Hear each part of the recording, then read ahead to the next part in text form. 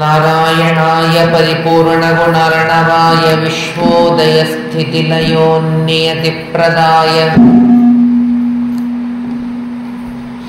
ಜ್ಞಾನಪ್ರದಾಯ ವಿಬುಧಾಸುರಸೌಖ್ಯದುಃಖಸತ್ಕಾರಣಾಯ ವಿತತಾಯ ನಮೋ ನಮಸ್ತೆ.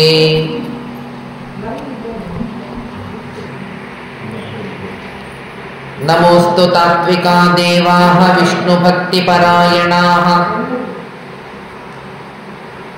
ಧರ್ಮಮಾರ್ಗೇ ಪ್ರೇರಯಂತು ಭವಂತಃ ಸರ್ವ ಏವ ಹಿ. ನೌಮಿನ್ಯಾಯ ಸುಧಾದಿಕೃಜ್ಜಯಮುನೀನ್ ಶ್ರೀಪಾದರಾಟ್ಸನ್ಮಣೀನ್ ವ್ಯಾಸಾರ್ಯಾನ್ ವಿವಿಧಾಗಮಾಬ್ಧಿವಿಹರಾನ್ ಶ್ರೀವಾದಿರಾಜಾನಪಿ ವಂದೇಹಂ ಸವರಾನ್ ರಘೋತ್ತಮಗುರೂನ್ ವೈದಗ್ಧ್ಯವಾದಾನ್ ನಿಧೀನ್ ಶ್ರೀ ಸತ್ಯವ್ರತ ರಾಘವೇಂದ್ರ ಮುನಿಪಾನ್ ಸದ್ಬೋಧ ಸಧ್ಯಾನಪಾನ್ ಸತ್ಯಾಭಿಜ್ಞಕರಾಬ್ಜೋತ್ಥಾನ್ ಪಂಚಾಶದ್ವರ್ಷಪೂಜಕಾನ್ ಸತ್ಯಪ್ರಮೋದತೀರ್ಥಾರ್ಯಾನ್ ನೌಮಿನ್ಯಾಯ ಸುಧಾರತಾನ್ ಶಾಸ್ತ್ರೇಷು ಪಾರದೃಶ್ವಾನಂ ಶಾಸ್ತ್ರಜ್ಞೇಷು ಚ ವತ್ಸಲಂ ದೀನಭಕ್ತೋದ್ಧಾರಕರಂ ಸತ್ಯಾತ್ಮಾನಂ ಗುರುಂ ಭಜೆ. ವಿದ್ಯಾಪೀಠ ವಿಧಾತಾರಂ ವಿದ್ಯಾವಾರಿಧಿ ಚಂದಿರಂ ವಿದ್ಯಾರ್ಥಿವತ್ಸಲಂ ವಂದೇ ಮಹಾಮಹಿಮ ಸದ್ಗುರುಂ ಆಪಾದಮೌಲಿಪರ್ಯಂತಂ ಗುರುಣಾಂ ಆಕೃತಿಂ ಸ್ಮರೇತ್. ತೇನ ವಿಘ್ನಾಃ ಪ್ರಣಶ್ಯಂತಿ ಸಿದ್ಧ್ಯಂತಿ ಚ ಮನೋರಥಾಃ. ಶ್ರೀ ಗುರುಭ್ಯೋ ನಮಃ. ಹರಿ ಓಂ ಹರಿ ಓಂ ಹರಿ ಓಂ.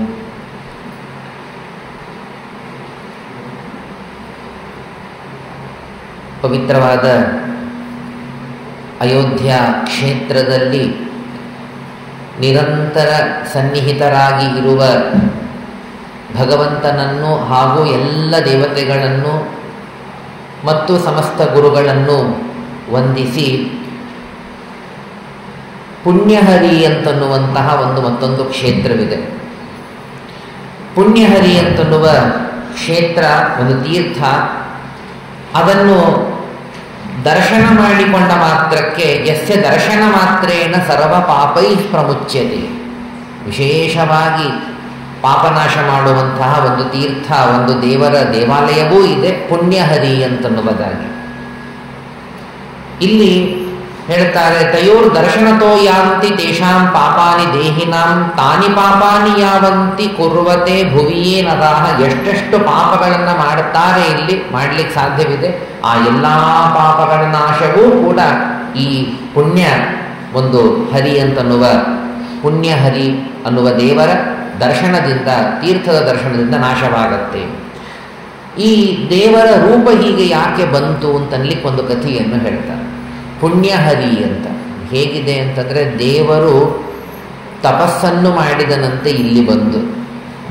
ಭಗವಂತ ತಪಸ್ಸು ಮಾಡಿದನಂತೆ. ಯಾರಿಗಾಗಿ ಮಾಡಬೇಕು? ತಾನೇ ಸ್ವಯಂ ಸರ್ವೋತ್ತಮ ಸರ್ವನಿಯಾಮಕ. ಅವನೇನು ಪುಣ್ಯ ಸಂಪಾದನೆ, ಅವನಿಗೆ ಕರ್ಮ ಅಕರ್ಮ ಯಾವುದರ ಲೇಪವೂ ಅವನಿಗೆ ಇಲ್ಲ. ಆದರೂ ಪರಮಾತ್ಮ ಭಕ್ತರಿಗೆ ಕಲಿಸುವುದಕ್ಕಾಗಿ ತಪಸ್ಸು ಮಾಡಬೇಕು ಅಂತನ್ನುವುದನ್ನು ಕೇವಲ ಜನರಿಗೆ ಕಲಿಸುವುದಕ್ಕಾಗಿ ಮಾತ್ರ ಪರಮಾತ್ಮ ತಪಸ್ಸು ಮಾಡಿದಂತೆ ತೋರಿಸ್ತಾನೆ. ಅಂತಹ ಭಗವಂತ ಒಂದು ಸಲ ದೇವಾಸುರರ ಸಂಗ್ರಾಮವಾಯಿತಂತೆ. ದೇವಾಸುರರ ಸಂಗ್ರಾಮವಾದಾಗ ಅಲ್ಲಿ ದೇವತೆಗಳು ತಾವು ದೈತ್ಯರಿಂದ ಪರಾಜಿತರಾಗಿದ್ದಾರೆ. ಅಲ್ಲಿ ದೈತ್ಯರು ಗೆದ್ದಿದ್ದಾರೆ, ದೇವತೆಗಳು ಪರಾಜಿತರಾದಾಗ ದೇವತೆಗಳೆಲ್ಲರೂ ಕೂಡ ಪಲಾಯನವನ್ನು ಮಾಡಿದರು. ಆಗ ಪರಮಾತ್ಮನನ್ನ ಕುರಿತು ಎಲ್ಲರೂ ಕೂಡ ಹೋಗಿ ತಾವು ಸ್ತೋತ್ರವನ್ನು ಮಾಡ್ತಾ ಇದ್ದಾರೆ. ಭಗವಂತನನ್ನ, ಕ್ಷೀರಸಾಗರದಲ್ಲಿ ಇರುವ ಪರಮಾತ್ಮನನ್ನ ಎಲ್ಲರೂ ಕೂಡ ಸ್ತೋತ್ರ ಮಾಡಿದರು. ಸ್ತೋತ್ರ ಮಾಡಿದಾಗ ಆಗ ಭಗವಂತ ಹೇಳುವಂತಹ ಮಾತು, ನಾನು ಅವಶ್ಯವಾಗಿ ನಿಮಗಾಗಿ ನಾನು ಭೂಮಿಗೆ ಹೋಗ್ತೇನೆ, ಚಿಂತೆ ಮಾಡಬೇಡಿ. ದೇವರೇ ತಾನು ಸರ್ವಸಮರ್ಥ, ಹಾಗೇ ರಕ್ಷಣೆ ಮಾಡಬಲ್ಲ. ಆದರೂ ಭಗವಂತ ತಾನು ಹಿಡಿಯುವ ಹಾದಿ ಕೇವಲ ತನ್ನ ಇಚ್ಛೆಯಿಂದ. ಪರಮಾತ್ಮ ತಾನು ಹೇಳ್ತಾನೆ, ಅಯೋಧ್ಯ ನಗರೇ ಗತ್ವಾ ಕರಿಷ್ಯೆ ತಪ ಉತ್ತಮಂ. ನಿಮಗಾಗಿ ನಾನು ಅಯೋಧ್ಯಕ್ಕೆ ಹೋಗಿ ತಪಸ್ಸು ಮಾಡ್ತೇನೆ ಅಂತ ಪರಮಾತ್ಮ ಹೇಳ್ತಾನೆ. ಗುಪ್ತನಾಗಿ, ಯಾರಿಗೂ ಕಾಣದೇನೆ, ಗುಪ್ತನಾಗಿ ಪರಮಾತ್ಮ ತಾನು ದೈತ್ಯರ ನಾಶಕ್ಕಾಗಿ ನಾನು ಹೋಗ್ತೇನೆ ಅಂತ ತಪಸ್ ಮಾಡ್ತೇನೆ ಅಂತ ಹೇಳಿದಂತೆ ಪರಮಾತ್ಮ ತಾನು ತೀವ್ರವಾದಂತಹ ತಪಸ್ಸನ್ನು ಮಾಡಿದನಂತೆ ಅಯೋಧ್ಯೆಗೆ ಬಂದು. ಈ ಪ್ರಸಂಗದಲ್ಲಿ ನೆನಪಾಗತ್ತೆ, ಕೆಲವೆಲ್ಲ ವಿಶೇಷವಾಗಿ ತಪೋಭೂಮಿಗಳೇ ಇವೆ. ಬಹಳ ಹೆಚ್ಚಾಗಿ ನಮ್ಮ ಉತ್ತರ ಭಾರತದಲ್ಲಿ ಇದೆ. ಅಲ್ಲಲ್ಲಿ ಪ್ರಾಯ ಸ್ವಲ್ಪ ನೋಡ್ತಾ ಇದ್ದರೆ ವಿಶಾಲ ಅರ್ಥಾತ್ ಬದರಿ ವಿಶಾಲ್ ಅಂತಾರೆ. ವಿಶಾಲ ಅಂತನ್ನುವಂತಹ ಊರೋದು. ಆ ಬದರಿಕಾಶ್ರಮದಲ್ಲಿ ಎಲ್ಲರೂ ತಪಸ್ಸು ಮಾಡಿದ್ದು ಬಹಳಷ್ಟು ಉಲ್ಲೇಖಗಳು ಇವತ್ತು ಸಿಗತ್ತೆ. ಅರ್ಥಾತ್ ಪುರಾಣದಲ್ಲಿ ಸಾಕಷ್ಟು ಉಲ್ಲೇಖ ಇದೆ. ಅನೇಕ ದೇವತೆಗಳು ಅಲ್ಲಿಗೆ ಹೋಗಿ ತಪಸ್ಸನ್ನು ಮಾಡಿದ್ದು. ಹೀಗಾಗಿ ತಪಸ್ಸಿಗಾಗೇನೆ ಒಂದು ಫೇಮಸ್ ಆದ ಒಂದು ಕ್ಷೇತ್ರ ಅಂತಂದರೆ ಹಿರಿಯರು, ದೊಡ್ಡವರು, ದೇವತೆಗಳು, ಮಹಾಮಹಾನುಭಾವರೆಲ್ಲರೂ ಕೂಡ ತಪಸ್ಸು ಮಾಡಿದಂತಹ ಭೂಮಿ ಅದು ಬದರಿ ಅಂತಾದರೆ, ಅದರಂತೆ ನೈಮಿಷಾರಣ್ಯ ಅದನ್ನೂ ಅಷ್ಟೇ ಪ್ರಸಿದ್ಧವಾದಂತಹದ್ದು ಇದೆ. ತಪಸ್ಸಿನ ಸಿದ್ಧಿ ಕ್ಷೇತ್ರ ಅಂತೆ ಅದಕ್ಕೆ ಕರೀತಾರೆ. ಹಾಗೆ ಆ ತಪಸ್ಸು ಅಂತನ್ನುವುದಕ್ಕಾಗೇನೆ ತುಂಬ ಪ್ರಸಿದ್ಧವಾದ ಕ್ಷೇತ್ರಗಳಲ್ಲಿ ಒಂದು ಅಯೋಧ್ಯ ನಗರಿಯೂ ಕೂಡ. ತುಂಬ ಜನ ತಪಸ್ಸು ಮಾಡಿದ್ದು. ಈಗಾಗಲೇ ಬೆಳಗ್ಗೆ ಸ್ವಲ್ಪ ಕೇಳಿದ್ವಿ ಎಷ್ಟೆಲ್ಲ ಜನ ಯಾತ್ರೆ ಮಾಡಿದ್ದಾರೆ ಇಲ್ಲಿ ಅಂತ. ಯಾತ್ರೆ ಅಂದರೆ ಅದು ಬರೀ ಯಾತ್ರೆ ಅಲ್ಲ. ಯಾತ್ರೆ ಅಂತಂದರೆ ಇದು ಒಂದು ಇವತ್ತಿನ ಭಾಷೆಯಲ್ಲಿ ಅಥವಾ ಇವತ್ತಿನ ಒಂದು ಶಬ್ದಗಳಲ್ಲಿ ಕಾಣಬೇಕು ಅಂದರೆ ಒಂದು ಪ್ರಾಜೆಕ್ಟ್ ಅಂತ ಇಟ್ಟುಕೊಂಡೇ ಬಂದದ್ದು ಯಾತ್ರೆ. ನಿಜವಾಗ್ಲೂ ಹಾಗೆ ಇರಬೇಕಾದದ್ದು ಹೌದು. ಯಾತ್ರೆ ಅಂತಂದರೆ ಒಂದು ಪ್ರಾಜೆಕ್ಟು, ಒಂದು ಟಾರ್ಗೆಟ್ಟು. ಇವತ್ತು ಲೌಕಿಕದಲ್ಲಿ ಎಲ್ಲ ಹೇಗಿರ್ತದೆ, ಒಂದು ಇಷ್ಟು ದಿನದಲ್ಲಿ ಇಷ್ಟು ಟಾರ್ಗೆಟ್ಟು, ಪ್ರಾಜೆಕ್ಟು, ಕೆಲಸ ಆಗಬೇಕು ಅಂತೆಲ್ಲ. ಹಾಗೆ ಒಂದು ವಾರನೋ ಅಥವಾ ಇನ್ನೂ ಕದಾಚಿತ್ ಮುಂದಿನ ದಿನಗಳಲ್ಲಿ ನಾವು ಮಾಡಬೇಕಾದದ್ದು, ಸಂಪಾದಿಸಬೇಕಾದದ್ದು ಭಗವಂತನ ವಿಶೇಷವಾದ ಅನುಗ್ರಹ. ಅದಕ್ಕಾಗೇನೆ ಎಕ್ಸ್ಕ್ಲೂಸಿವ್ ಆಗಿ ನಾವು ಬಂದಿದ್ದೇವೆ ಇಲ್ಲಿ. ಏನಾದರೂ ಒಂದಿಷ್ಟು ಜಪ, ಪಾರಾಯಣ, ಜ್ಞಾನ ಇತ್ಯಾದಿಗಳನ್ನು ಎಲ್ಲ ಮಾಡಬೇಕು. ಇಷ್ಟು ಮಾಡಲೇಬೇಕು. ಏನೇ ಆಗಲಿ, ಕಮ್ ವಾಟ್ ಮೇ, ಏನೇ ಆಗಲಿ, ಇಷ್ಟು ಜಪ, ಇಷ್ಟು ಅಧ್ಯಯನ, ಇಷ್ಟು ಪಾರಾಯಣ, ಭಗವಂತನ ಒಂದು ಅನುಗ್ರಹ ವಿಶೇಷವನ್ನು ಪಡೀಲಿಕ್ಕಾಗೇನೆ ಎಲ್ಲ ಬಿಟ್ಟು ಇಲ್ಲಿ ಬಂದಿದ್ದೇವೆ. ಹಾಗಾದರೆ ಇದೇ ನಮ್ಮ ಮುಖ್ಯವಾದ ಗುರಿ, ಇದೇ ನಮ್ಮ ಉದ್ದೇಶ, ಇದೇ ಪ್ರಾಜೆಕ್ಟು. ಉಳಿದದ್ದನ್ನು ಏನು ಬೇಕೋ ಕಡಿಮೆ ಮಾಡೋಣ. ಕೆಲವರು ಪಾಪ ನೋಡ್ತಿರುವಂತಹದ್ದು, ತತ್ರಾಪಿ ಯುವಕರು ಇವತ್ತು ಕೇವಲ ಸ್ವಲ್ಪೇ ಉಂಡು ಸ್ವಲ್ಪೇ ಮಲಗಿ, ಒಬ್ಬರಂತೂ ಪಾಪ ಇಲ್ಲಿ ಬರಬೇಕಾದಾಗ ಭೇಟಿಯಾಗಿದ್ರು, ಹೇಳ್ತಾ ಇದ್ರು ಎಷ್ಟು ಕೆಲಸ ಇದೆ ಈ ವಾರ ಅಂತಂದರೆ ನನಗೆ, ನಾನು ಮಲಗಲಿಕ್ಕಾದ್ರೂ ಸಮಯ ಸಿಗುತ್ತೋ ಇಲ್ಲೋ ಅಂತ. ಅಂದರೆ ಇಷ್ಟು ತಮ್ಮ ಅನಿವಾರ್ಯತೆ, ಹೊಟ್ಟೆಪಾಡು ಇರಬಹುದು, ಅಂತೂ ಅನಿವಾರ್ಯತೆ ಅಂತ ಹೇಳಿ ಎಲ್ಲ ಬಿಟ್ಟು ಇರುವ ಸಂದರ್ಭದಲ್ಲಿ ಇವತ್ತು ನಾವು ಈ ಒಂದು ವಾರ, ಈ ಒಂದು ಕೆಲವು ದಿನ ಸಾಕಷ್ಟು ತ್ಯಾಗ ಮಾಡಲಿಕ್ಕೆ ಎಷ್ಟು ಸಾಧ್ಯವೋ ಅಷ್ಟು, ಸಾಧ್ಯವಿದ್ದಷ್ಟು ತ್ಯಾಗ ಮಾಡಿ ಭಗವಂತನನ್ನು ಮೆಚ್ಚಿಸುವ ಕೆಲಸವೇ ನಮ್ಮ ಉದ್ದೇಶ. ಅದಕ್ಕಾಗಿ ನಾವು ಬಂದಿದ್ದೇವೆ ಇಲ್ಲಿ. ನಾನಾ ರೀತಿ, ಯಾರ್ಯಾರಿಗೆ ಯಾವ ಯಾವ ರೀತಿಯಿಂದ ಸಾಧ್ಯವಿದೆ, ಯಾವ ಯಾವ ರೀತಿ ಹೆಚ್ಚು ಇಷ್ಟವಾಗುತ್ತೆ. ಕೆಲವರಿಗೆ ಭಜನೆಯ ಇಷ್ಟ ಇರಬಹುದು ಹೆಚ್ಚು, ಜಪಗಳು, ಮಂತ್ರಗಳ ಜಪಗಳು, ಸ್ನಾನ, ಪ್ರದಕ್ಷಿಣೆ ಇತ್ಯಾದಿ ಯಾರ್ಯಾರಿಗೆ ಏನೇನು ಸಾಧ್ಯವಿದೆ ಅಷ್ಟು ರೀತಿಯಿಂದ ಪರಮಾತ್ಮನನ್ನು ಮೆಚ್ಚಿಸೋಣ. ಇದು ಬಹಳ ತಪೋಭೂಮಿ. ಇದು ದೇವರ ದಯೆಯಿಂದ ಇಲ್ಲಿ ನಾವು ಸೇರಿದ್ದೇವೆ ಅಂತಂದ್ರೆ ಅದನ್ನೇ ಹೆಚ್ಚು ಮಾಡೋಣ. ಬೇರೆ ಯಾವ ಮಾತುಗಳನ್ನು ಹೆಚ್ಚಾಗಿ ಆಡೋದೇ ಬೇಡ. ಮೌನದ ವ್ರತವನ್ನು ಹಿಡಿಲಿಕ್ಕೆ ಸಾಧ್ಯವಾದರೂ ಮೌನದ ವ್ರತವನ್ನು ಹಿಡಿಬಹುದು. ಮೌನವಾಗಿ ಬೇರೆ ಏನು ಮಾತಾಡೋದಿಲ್ಲ. ಈ ಒಂದು ವಾರ ನಾನು ಮಾಡುವ ತ್ಯಾಗ ಇದು ದೇವರಿಗಾಗಿ. ಹೀಗೆ ದೇವರನ್ನ ಸಾಧ್ಯವಿರುವ ನಾನಾ ರೀತಿಯಿಂದ ಮೆಚ್ಚಿಸುವ ಪ್ರಯತ್ನವನ್ನು ಮಾಡೋಣ. ಆ ಭೂಮಿಗೆ ಬಂದಿದ್ದೇವೆ. ಇಷ್ಟೆಲ್ಲ ಹೇಳಲಿಕ್ಕೆ ಕಾರಣ, ಅಯೋಧ್ಯ ನಗರಿ ಅಷ್ಟು ತಪಸ್ಸಿನ ಭೂಮಿ. ಸ್ವಯಂ ದೇವರು ಬಂದು, ಯಾರನ್ನೂ ಮೆಚ್ಚಿಸುವ ಕಾರಣ ಇಲ್ಲ ದೇವರು, ಆದರೂ ಆ ದೇವರು ಬಂದು ತಪಸ್ಸನ್ನ ಇಲ್ಲಿ ಮಾಡಿದ್ದಾನೆ. ಭವಂತೋಪಿ ತಪಸ್ತೀವ್ರಂ, ದೇವತೆಗಳಿಗೆ ಹೇಳ್ತಾನೆ, ನೀವೆಲ್ಲರೂ ಕೂಡ ಅಯೋಧ್ಯೆಯನ್ನು ಹೊಂದಿ, ನೀವೆಲ್ಲರೂ ಅಯೋಧ್ಯೆಗೆ ಹೋಗಿ.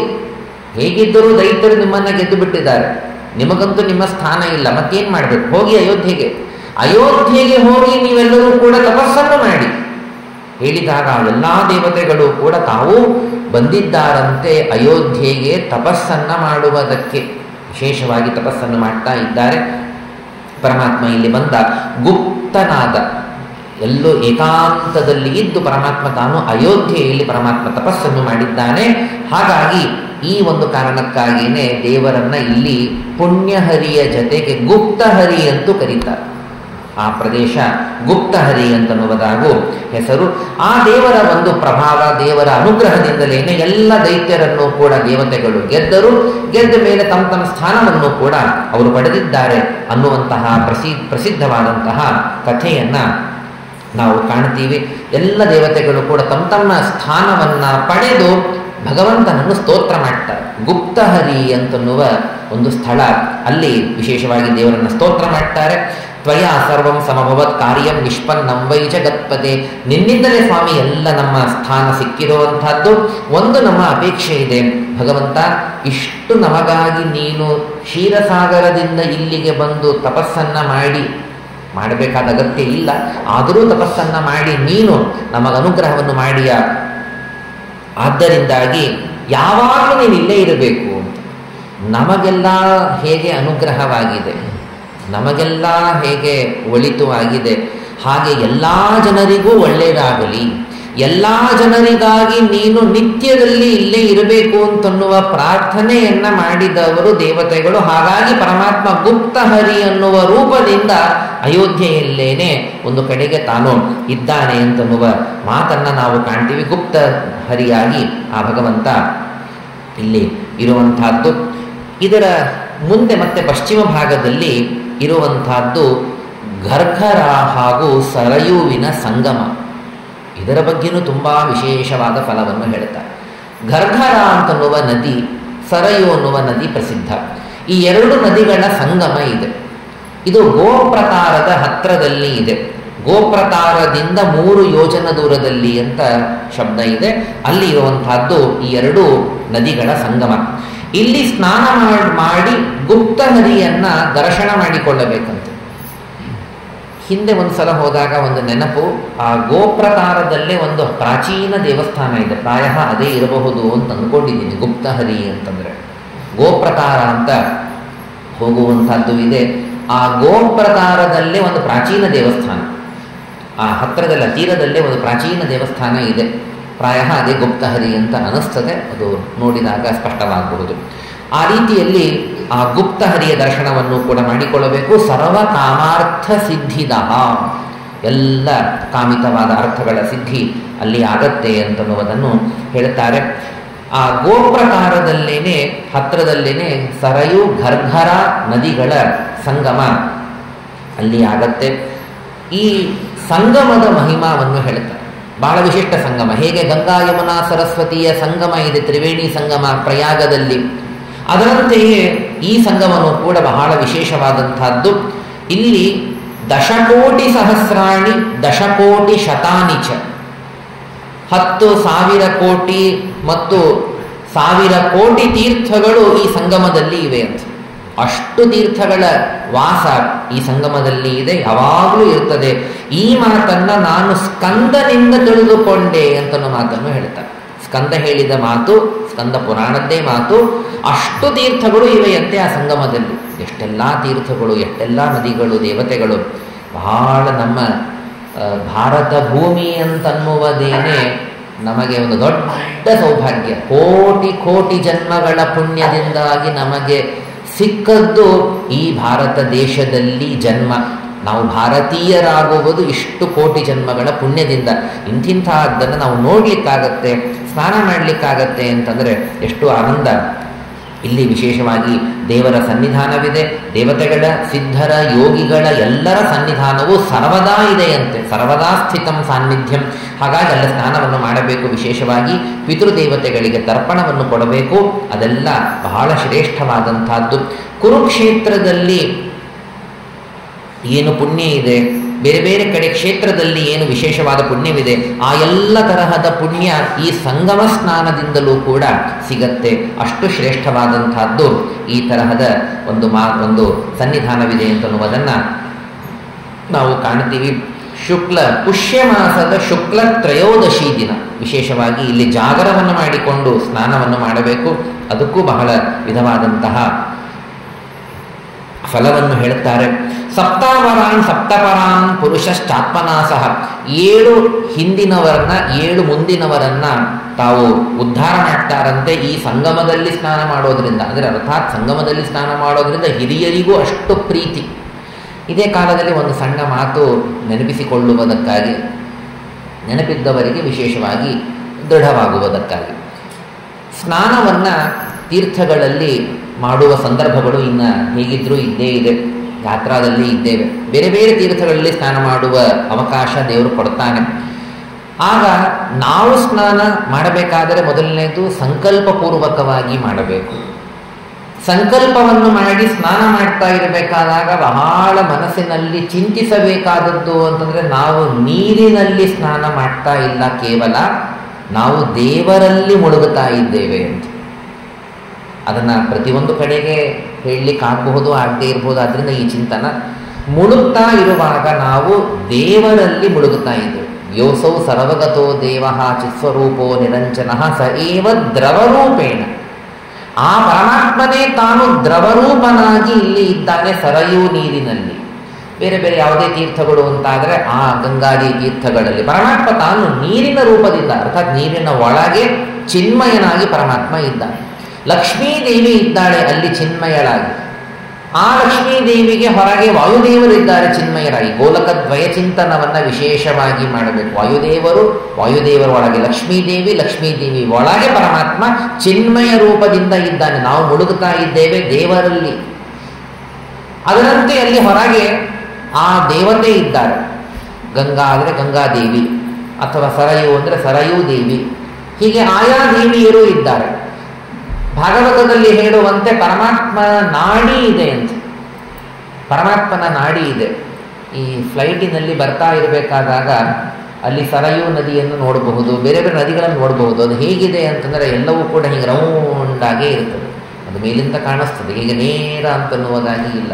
ನಮ್ಮಲ್ಲಿಯೂ ಕೂಡ ಹಾಗೆಯೇ ಇರ್ತದೆ. ಅಂದರೆ ಆ ರೀತಿಯಲ್ಲಿ ಭಗವಂತನ ಪರಮಾತ್ಮನ ನಾಡಿಗಳು ಇದ್ದ ಸ್ಥಳದಲ್ಲಿ ಇವತ್ತು ನದಿ ಹರಿತಾ ಇದೆ, ಅಲ್ಲಿ ದೇವರ ನಾಡಿಗಳು. ಹಾಗಾಗಿ ಚಿನ್ಮಯವಾದ ನಾಡಿಯಲ್ಲಿ ಮುಳುಗುತ್ತಾ ಇದೆ. ದೇವರ ನಾಡಿಗಳಿದೆ ಇಲ್ಲಿ ಅನ್ನೋ ಭಾಗವತದಲ್ಲಿ ಹೇಳಿದಂತೆ ಆ ನಾಡಿಯ ಚಿಂತನವನ್ನು ಕೂಡ ಮಾಡಬೇಕು. ಇಷ್ಟೆಲ್ಲ ಸ್ಮರಣೆ ಮಾಡಿ ಅಲ್ಲಿ ತೀರ್ಥಾಭಿಮಾನಿ ದೇವತೆಗಳನ್ನು ನಮಸ್ಕರಿಸಿಕೊಂಡು ಸ್ನಾನವನ್ನು ಮಾಡಬೇಕು. ಯಾರು ಸ್ನಾನವನ್ನು ಮಾಡ್ತಾರೆ ಅವರಿಗೆ ವಿಶೇಷವಾದ ಪುಣ್ಯ. ಅಲ್ಲ, ಸ್ನಾನ ಮಾಡಿದವರಿಗೆ ಪುಣ್ಯ, ನಮ್ಮ ಸಂಬಂಧಿಕರಿಗೆ ಪುಣ್ಯ ಬೇಡವಾ? ಯಾರಿಗೆ ಪಾಪ ಬರಲಿಕ್ಕಾಗಿಲ್ಲ, ಹಿರಿಯರಿಗೆ ಬರಲಿಕ್ಕಾಗಿಲ್ಲ, ಕಿರಿಯರಿಗೆ ಬರಲಿಕ್ಕಾಗಿಲ್ಲ, ನಮ್ಮ ಸಂಬಂಧಿಕರು ಇರ್ತಾರೆ, ಅವರು ಮಾಡುವ ಅನೇಕ ವಿಧವಾದಂತಹ ಆ ಹಿರಿಯರ ಆಶೀರ್ವಾದದಿಂದಲೇ ನಾವೆಲ್ಲರೂ ಚೆನ್ನಾಗಿ ಇರ್ತೇವೆ. ಮತ್ತು ಅವರಿಗೆ ಬರಲಿಕ್ಕಾಗದೇ ಇದ್ದಾಗ ಮತ್ತೆ ಹಾಗಾದರೆ ಪುಣ್ಯವನ್ನು ಅವರಿಗೆ ನೀಡಬೇಕಲ್ವ? ಕುಟುಂಬದವರು ಇರ್ತಾರೆ, ನಾವು ಅವರಿಗಾಗಿ ಪ್ರತ್ಯೇಕವಾಗಿ ಸ್ನಾನವನ್ನು ಮಾಡದೇ ಇದ್ದರೆ ನಮ್ಮ ಪುಣ್ಯವನ್ನೇ ದೇವರವರಿಗೆ ಕೊಡ್ತಾನಂತೆ ಅನ್ನೋದು ಎಚ್ಚರ ಇರಬೇಕು ನಮಗೆ. ನಾವು ನಮಗಾಗಿ ಕೇವಲ ಸ್ನಾನ ಮಾಡಿ ನಾವು ಎದ್ದು ಬಂದರೆ ನಮ್ಮ 8ನೇ ಅಂಶದಷ್ಟು ಪುಣ್ಯವನ್ನು ನಮ್ಮ ಸಂಬಂಧಿಕರಿಗೆ ಕೊಡ್ತಾನೆ. ಯಾಕೆ ಅಂದರೆ ಅವರೆಲ್ಲ ಅಲ್ಲಿ ನೋಡ್ಕೊಳ್ತಾ ಇದ್ದಾರೆ ಅನ್ನೋದಕ್ಕಾಗಿ ನಾವಿಲ್ಲಿ ಬರಲಿಕ್ಕಾಗಿದೆ. ಇಲ್ಲದೇ ಇದ್ರೆ ನಮಗೆಲ್ಲಿಂದ ಬರಲಿಕ್ಕಾಗ್ತಿತ್ತು? ಮತ್ತು ಏನೇ ಇದ್ರೂ ಹಿರಿಯರ ಆಶೀರ್ವಾದ ಇದೆ ಇತ್ಯಾದಿ ಸಂಬಂಧಗಳು ಇದ್ದದ್ದರಿಂದಾಗಿ ನಮ್ಮ ಪುಣ್ಯ ಅವರಿಗೆ ಹೋಗೇ ಬಿಡುತ್ತದೆ. ಪೂರ್ಣ ಹೋಗೋದಿಲ್ಲ ನಿಜ, ಆದರೆ ಹೋಗೇ ಹೋಗುತ್ತೆ. ಅದಕ್ಕಾಗಿ ಬ್ರಹ್ಮಪುರಾಣದಲ್ಲಿ ಈ ಮಾತನ್ನು ಹೇಳುತ್ತಾರೆ, ಸಂಬಂಧಿಕರನ್ನು ನೆನೆಸಬೇಕಂತೆ, ನೆನೆದು ಅವರಿಗಾಗಿ ಮುಳುಗಿ ಹಾಕಬೇಕಂತೆ, ಅವರಿಗಾಗಿ ಸ್ನಾನ ಮಾಡಬೇಕಂತ. ಹಾಗಾಗಿ ನಮಗಾಗಿ ಚೆನ್ನಾಗಿ ಸ್ನಾನ ಮಾಡೋಣ ಅಂದರೆ ನಮ್ಮ ಉದ್ಧಾರವಾಗಲಿ ಅಂತ. ಜೊತೆಗೆ ಅವರೆಲ್ಲರಿಗೂ ವಿಶೇಷವಾಗಿ ಭಗವಂತ ಅನುಗ್ರಹ ಮಾಡಲಿ ಅಂತನೋ ಪ್ರಾರ್ಥನೆ ಮಾಡಿ ಅವರೆಲ್ಲರ ಪರವಾಗಿಯೂ ಕೂಡ ಒಬ್ಬೊಬ್ಬರಿಗೆ ಕನಿಷ್ಠ ಒಂದೊಂದು ಮುಳುಗು ಹಾಕಿ ಏಳಬೇಕಂತೆ. ಆ ಪುಣ್ಯ ಅವರಿಗೆ ಹೋಗುತ್ತೆ, ನಮ್ಮ ಪುಣ್ಯ ನಮಗೆ ಉಳಿತದೆ. ಹೀಗಾಗಿ ಆ ಸಂಬಂಧಿಕರ ಪರವಾಗಿಯೂ ಕೂಡ ವಿಶೇಷವಾಗಿ ಅವರನ್ನು ನೆನೆದು ಸ್ನಾನವನ್ನು ಮಾಡಬೇಕು ಅಂತನ್ನೋದು ತೀರ್ಥ ಸ್ನಾನದ ವಿಧಿಯಲ್ಲಿ ಬರುವಂತಹ ಒಂದು ಅಂಶ. ಇದನ್ನು ನೆನಪಿಟ್ಟುಕೊಳ್ಳೋಣ. ಅಲ್ಲಲ್ಲಿ ಸ್ನಾನ ಮಾಡುವ ಸಂದರ್ಭ ಬರ್ತದೆ. ಆದ್ದರಿಂದಾಗಿ ಹೀಗೆ ಸ್ನಾನವನ್ನು ಮಾಡಬೇಕು. ಸರಯೂ ಘರ್ಘರ ಸಂಗಮದಲ್ಲಿ ಸ್ನಾನ ಮಾಡುವುದರಿಂದ ಎಲ್ಲ ತೀರ್ಥಗಳ ಸ್ನಾನದ ಫಲವಿದೆ ವಿಶೇಷವಾಗಿ ಅಂತನ್ನುವುದನ್ನು ಹೇಳ್ತಾರೆ. ಗೋಪ್ರತಾರ ಅಂತನ್ನುವ ತೀರ್ಥವೂ ಕೂಡ ಇಲ್ಲೇ ಇದೆ. ದೃಷ್ಟಾಂತ ಕೊಡ್ತಾರೆ. ಕಾಶಿಯಲ್ಲಿ ಯಾವ ಕಡೆ ಎಲ್ಲಿ ಸ್ನಾನ ಮಾಡಿದರೆ ಹೆಚ್ಚು ಫಲ ಅಂದರೆ ಮಣಿಕರ್ಣಿಕಾ ಘಾಟ್ ಅಂತ ಇದೆ. ಅಲ್ಲಿ ಸ್ನಾನ ಮಾಡಿದರೆ ವಿಶೇಷವಾದಂತಹ ಫಲವಂತು. ಕಾಶಿಯಲ್ಲಿ ಹೇಗೋ ಹಾಗೆ ಉಜ್ಜಯಿನಿಯಲ್ಲಿ ಮಹಾಕಾಲ ಅಂತನ್ನುವಂತಹ ದೇವಸ್ಥಾನ ಏನು ವಿಶೇಷವಾಗಿ ಇದೆ, ಹಾಗೆ ನೈಮಿಷಾರಣ್ಯದಲ್ಲಿ ಚಕ್ರವಾಪಿ, ಚಕ್ರತೀರ್ಥ ಹೇಗೆ ಚಕ್ರವಾಪಿ ಅದು ಬಹಳ ವಿಶೇಷವಾದಂಥದ್ದು ನೈಮಿಷಾರಣ್ಯದಲ್ಲಿ, ಹಾಗೆ ಅಯೋಧ್ಯಾದಲ್ಲಿ ಗೋಪ್ರತಾರ ಬಂತು, ಬಹಳ ವಿಶೇಷ. ಯಾವುದು? ಅಲ್ಲ, ನದಿಯಲ್ಲ, ಅಲ್ಲಿ ಚಕ್ರತೀರ್ಥ ಬಾವಿ ಇದೆಯಲ್ಲ, ಗುಂಡ, ಅದು ಅದು ವಿಶೇಷ ಅಲ್ಲಿ.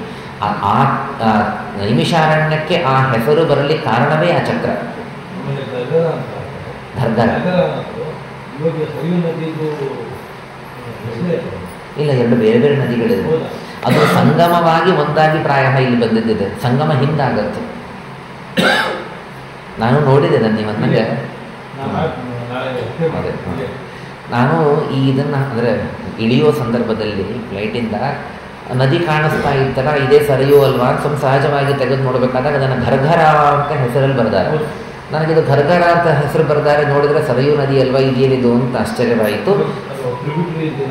ಹಾಂ, ಅದೇ ಸಂಗಮವಾಗಿ ಬಂದಂತಹದ್ದು ಇದು ನಾವೆಲ್ಲ ಏನು ಸ್ನಾನ ಮಾಡ್ತೇವೆ, ಇದು ಸಂಗಮವಾದ ನಂತರದ್ದು. ಹಾಗಾಗಿ ಎರಡೂ ಇದೆ, ಇಲ್ಲಿ ಸರಯೂನೂ ಇದೆ, ಘರ್ಘರಾನೂ ಇದೆ. ಸಂಗಮ ಹಿಂದೆ ಇದೆ, ಗೋಪ್ರತಾರದ ಹತ್ತಿರದಲ್ಲಿ ಹಿಂದೆ ಇದೆ. ನಾವು ಸ್ವಲ್ಪ ಹಿಂದೆ ಹೋಗ್ಬೇಕಿನ್ನು. ನಾವೆಲ್ಲಿ ಸ್ನಾನ ಇವತ್ತು ಮಾಡಿದ್ವಿ ಅದರ ಹಿಂದೆ ಇನ್ನೂ ಹೋದರೆ ಅಲ್ಲಿ ಈ ಟ್ರಿಬ್ಯೂಟ್ರಿ ನೀವನ್ನಂಗೆ ಅದೆರಡೂ ಸೇರ್ಕೊಳ್ತದೆ, ಘರ್ಘರ ಹಾಗೂ ಸರಯು. ಅಯೋಧ್ಯಾದಲ್ಲಿ ಗೋಪ್ರತಾರ ಇದು ಬಹಳ ಶ್ರೇಷ್ಠವಂತಂದರೆ ತುಂಬ ಪ್ರಾಮಿನೆನ್ಸ್ ಇದೆ ಈ ಒಂದು ತೀರ್ಥಕ್ಕೆ. ಇಲ್ಲಿ ಗೋಪ್ರತಾರ ತೀರ್ಥದ ಬಗ್ಗೆ ಬಹಳ ಪ್ರಸಿದ್ಧವಾದ ಕಥೆ ಇದೆ. ಬೆಳಗ್ಗೆ ಸ್ವಲ್ಪ ಕೇಳಿದ್ದೇವೆ, ಮುಂದೆ ಇದರ ಬಗ್ಗೆ ರಾಮಾಯಣದ ಸಂದರ್ಭದಲ್ಲಿ ಕೇಳೋಣ ಮುಂದೆ. ಹಾಗಾಗಿ ಅದರ ಕಥೆಯನ್ನು ಹೆಚ್ಚು ವಿವರ ಮಾಡೋದಿಲ್ಲ. ಈ ಕಥೆಯನ್ನು, ಈ ವರ್ಣನೆಯನ್ನು ತುಂಬ ಚೆನ್ನಾಗಿ ನಿರೂಪಣ ಮಾಡಿ ಕೊಡ್ತಾರೆ ಶ್ರೀಮನ್ ಮಧ್ವಾಚಾರ್ಯರು.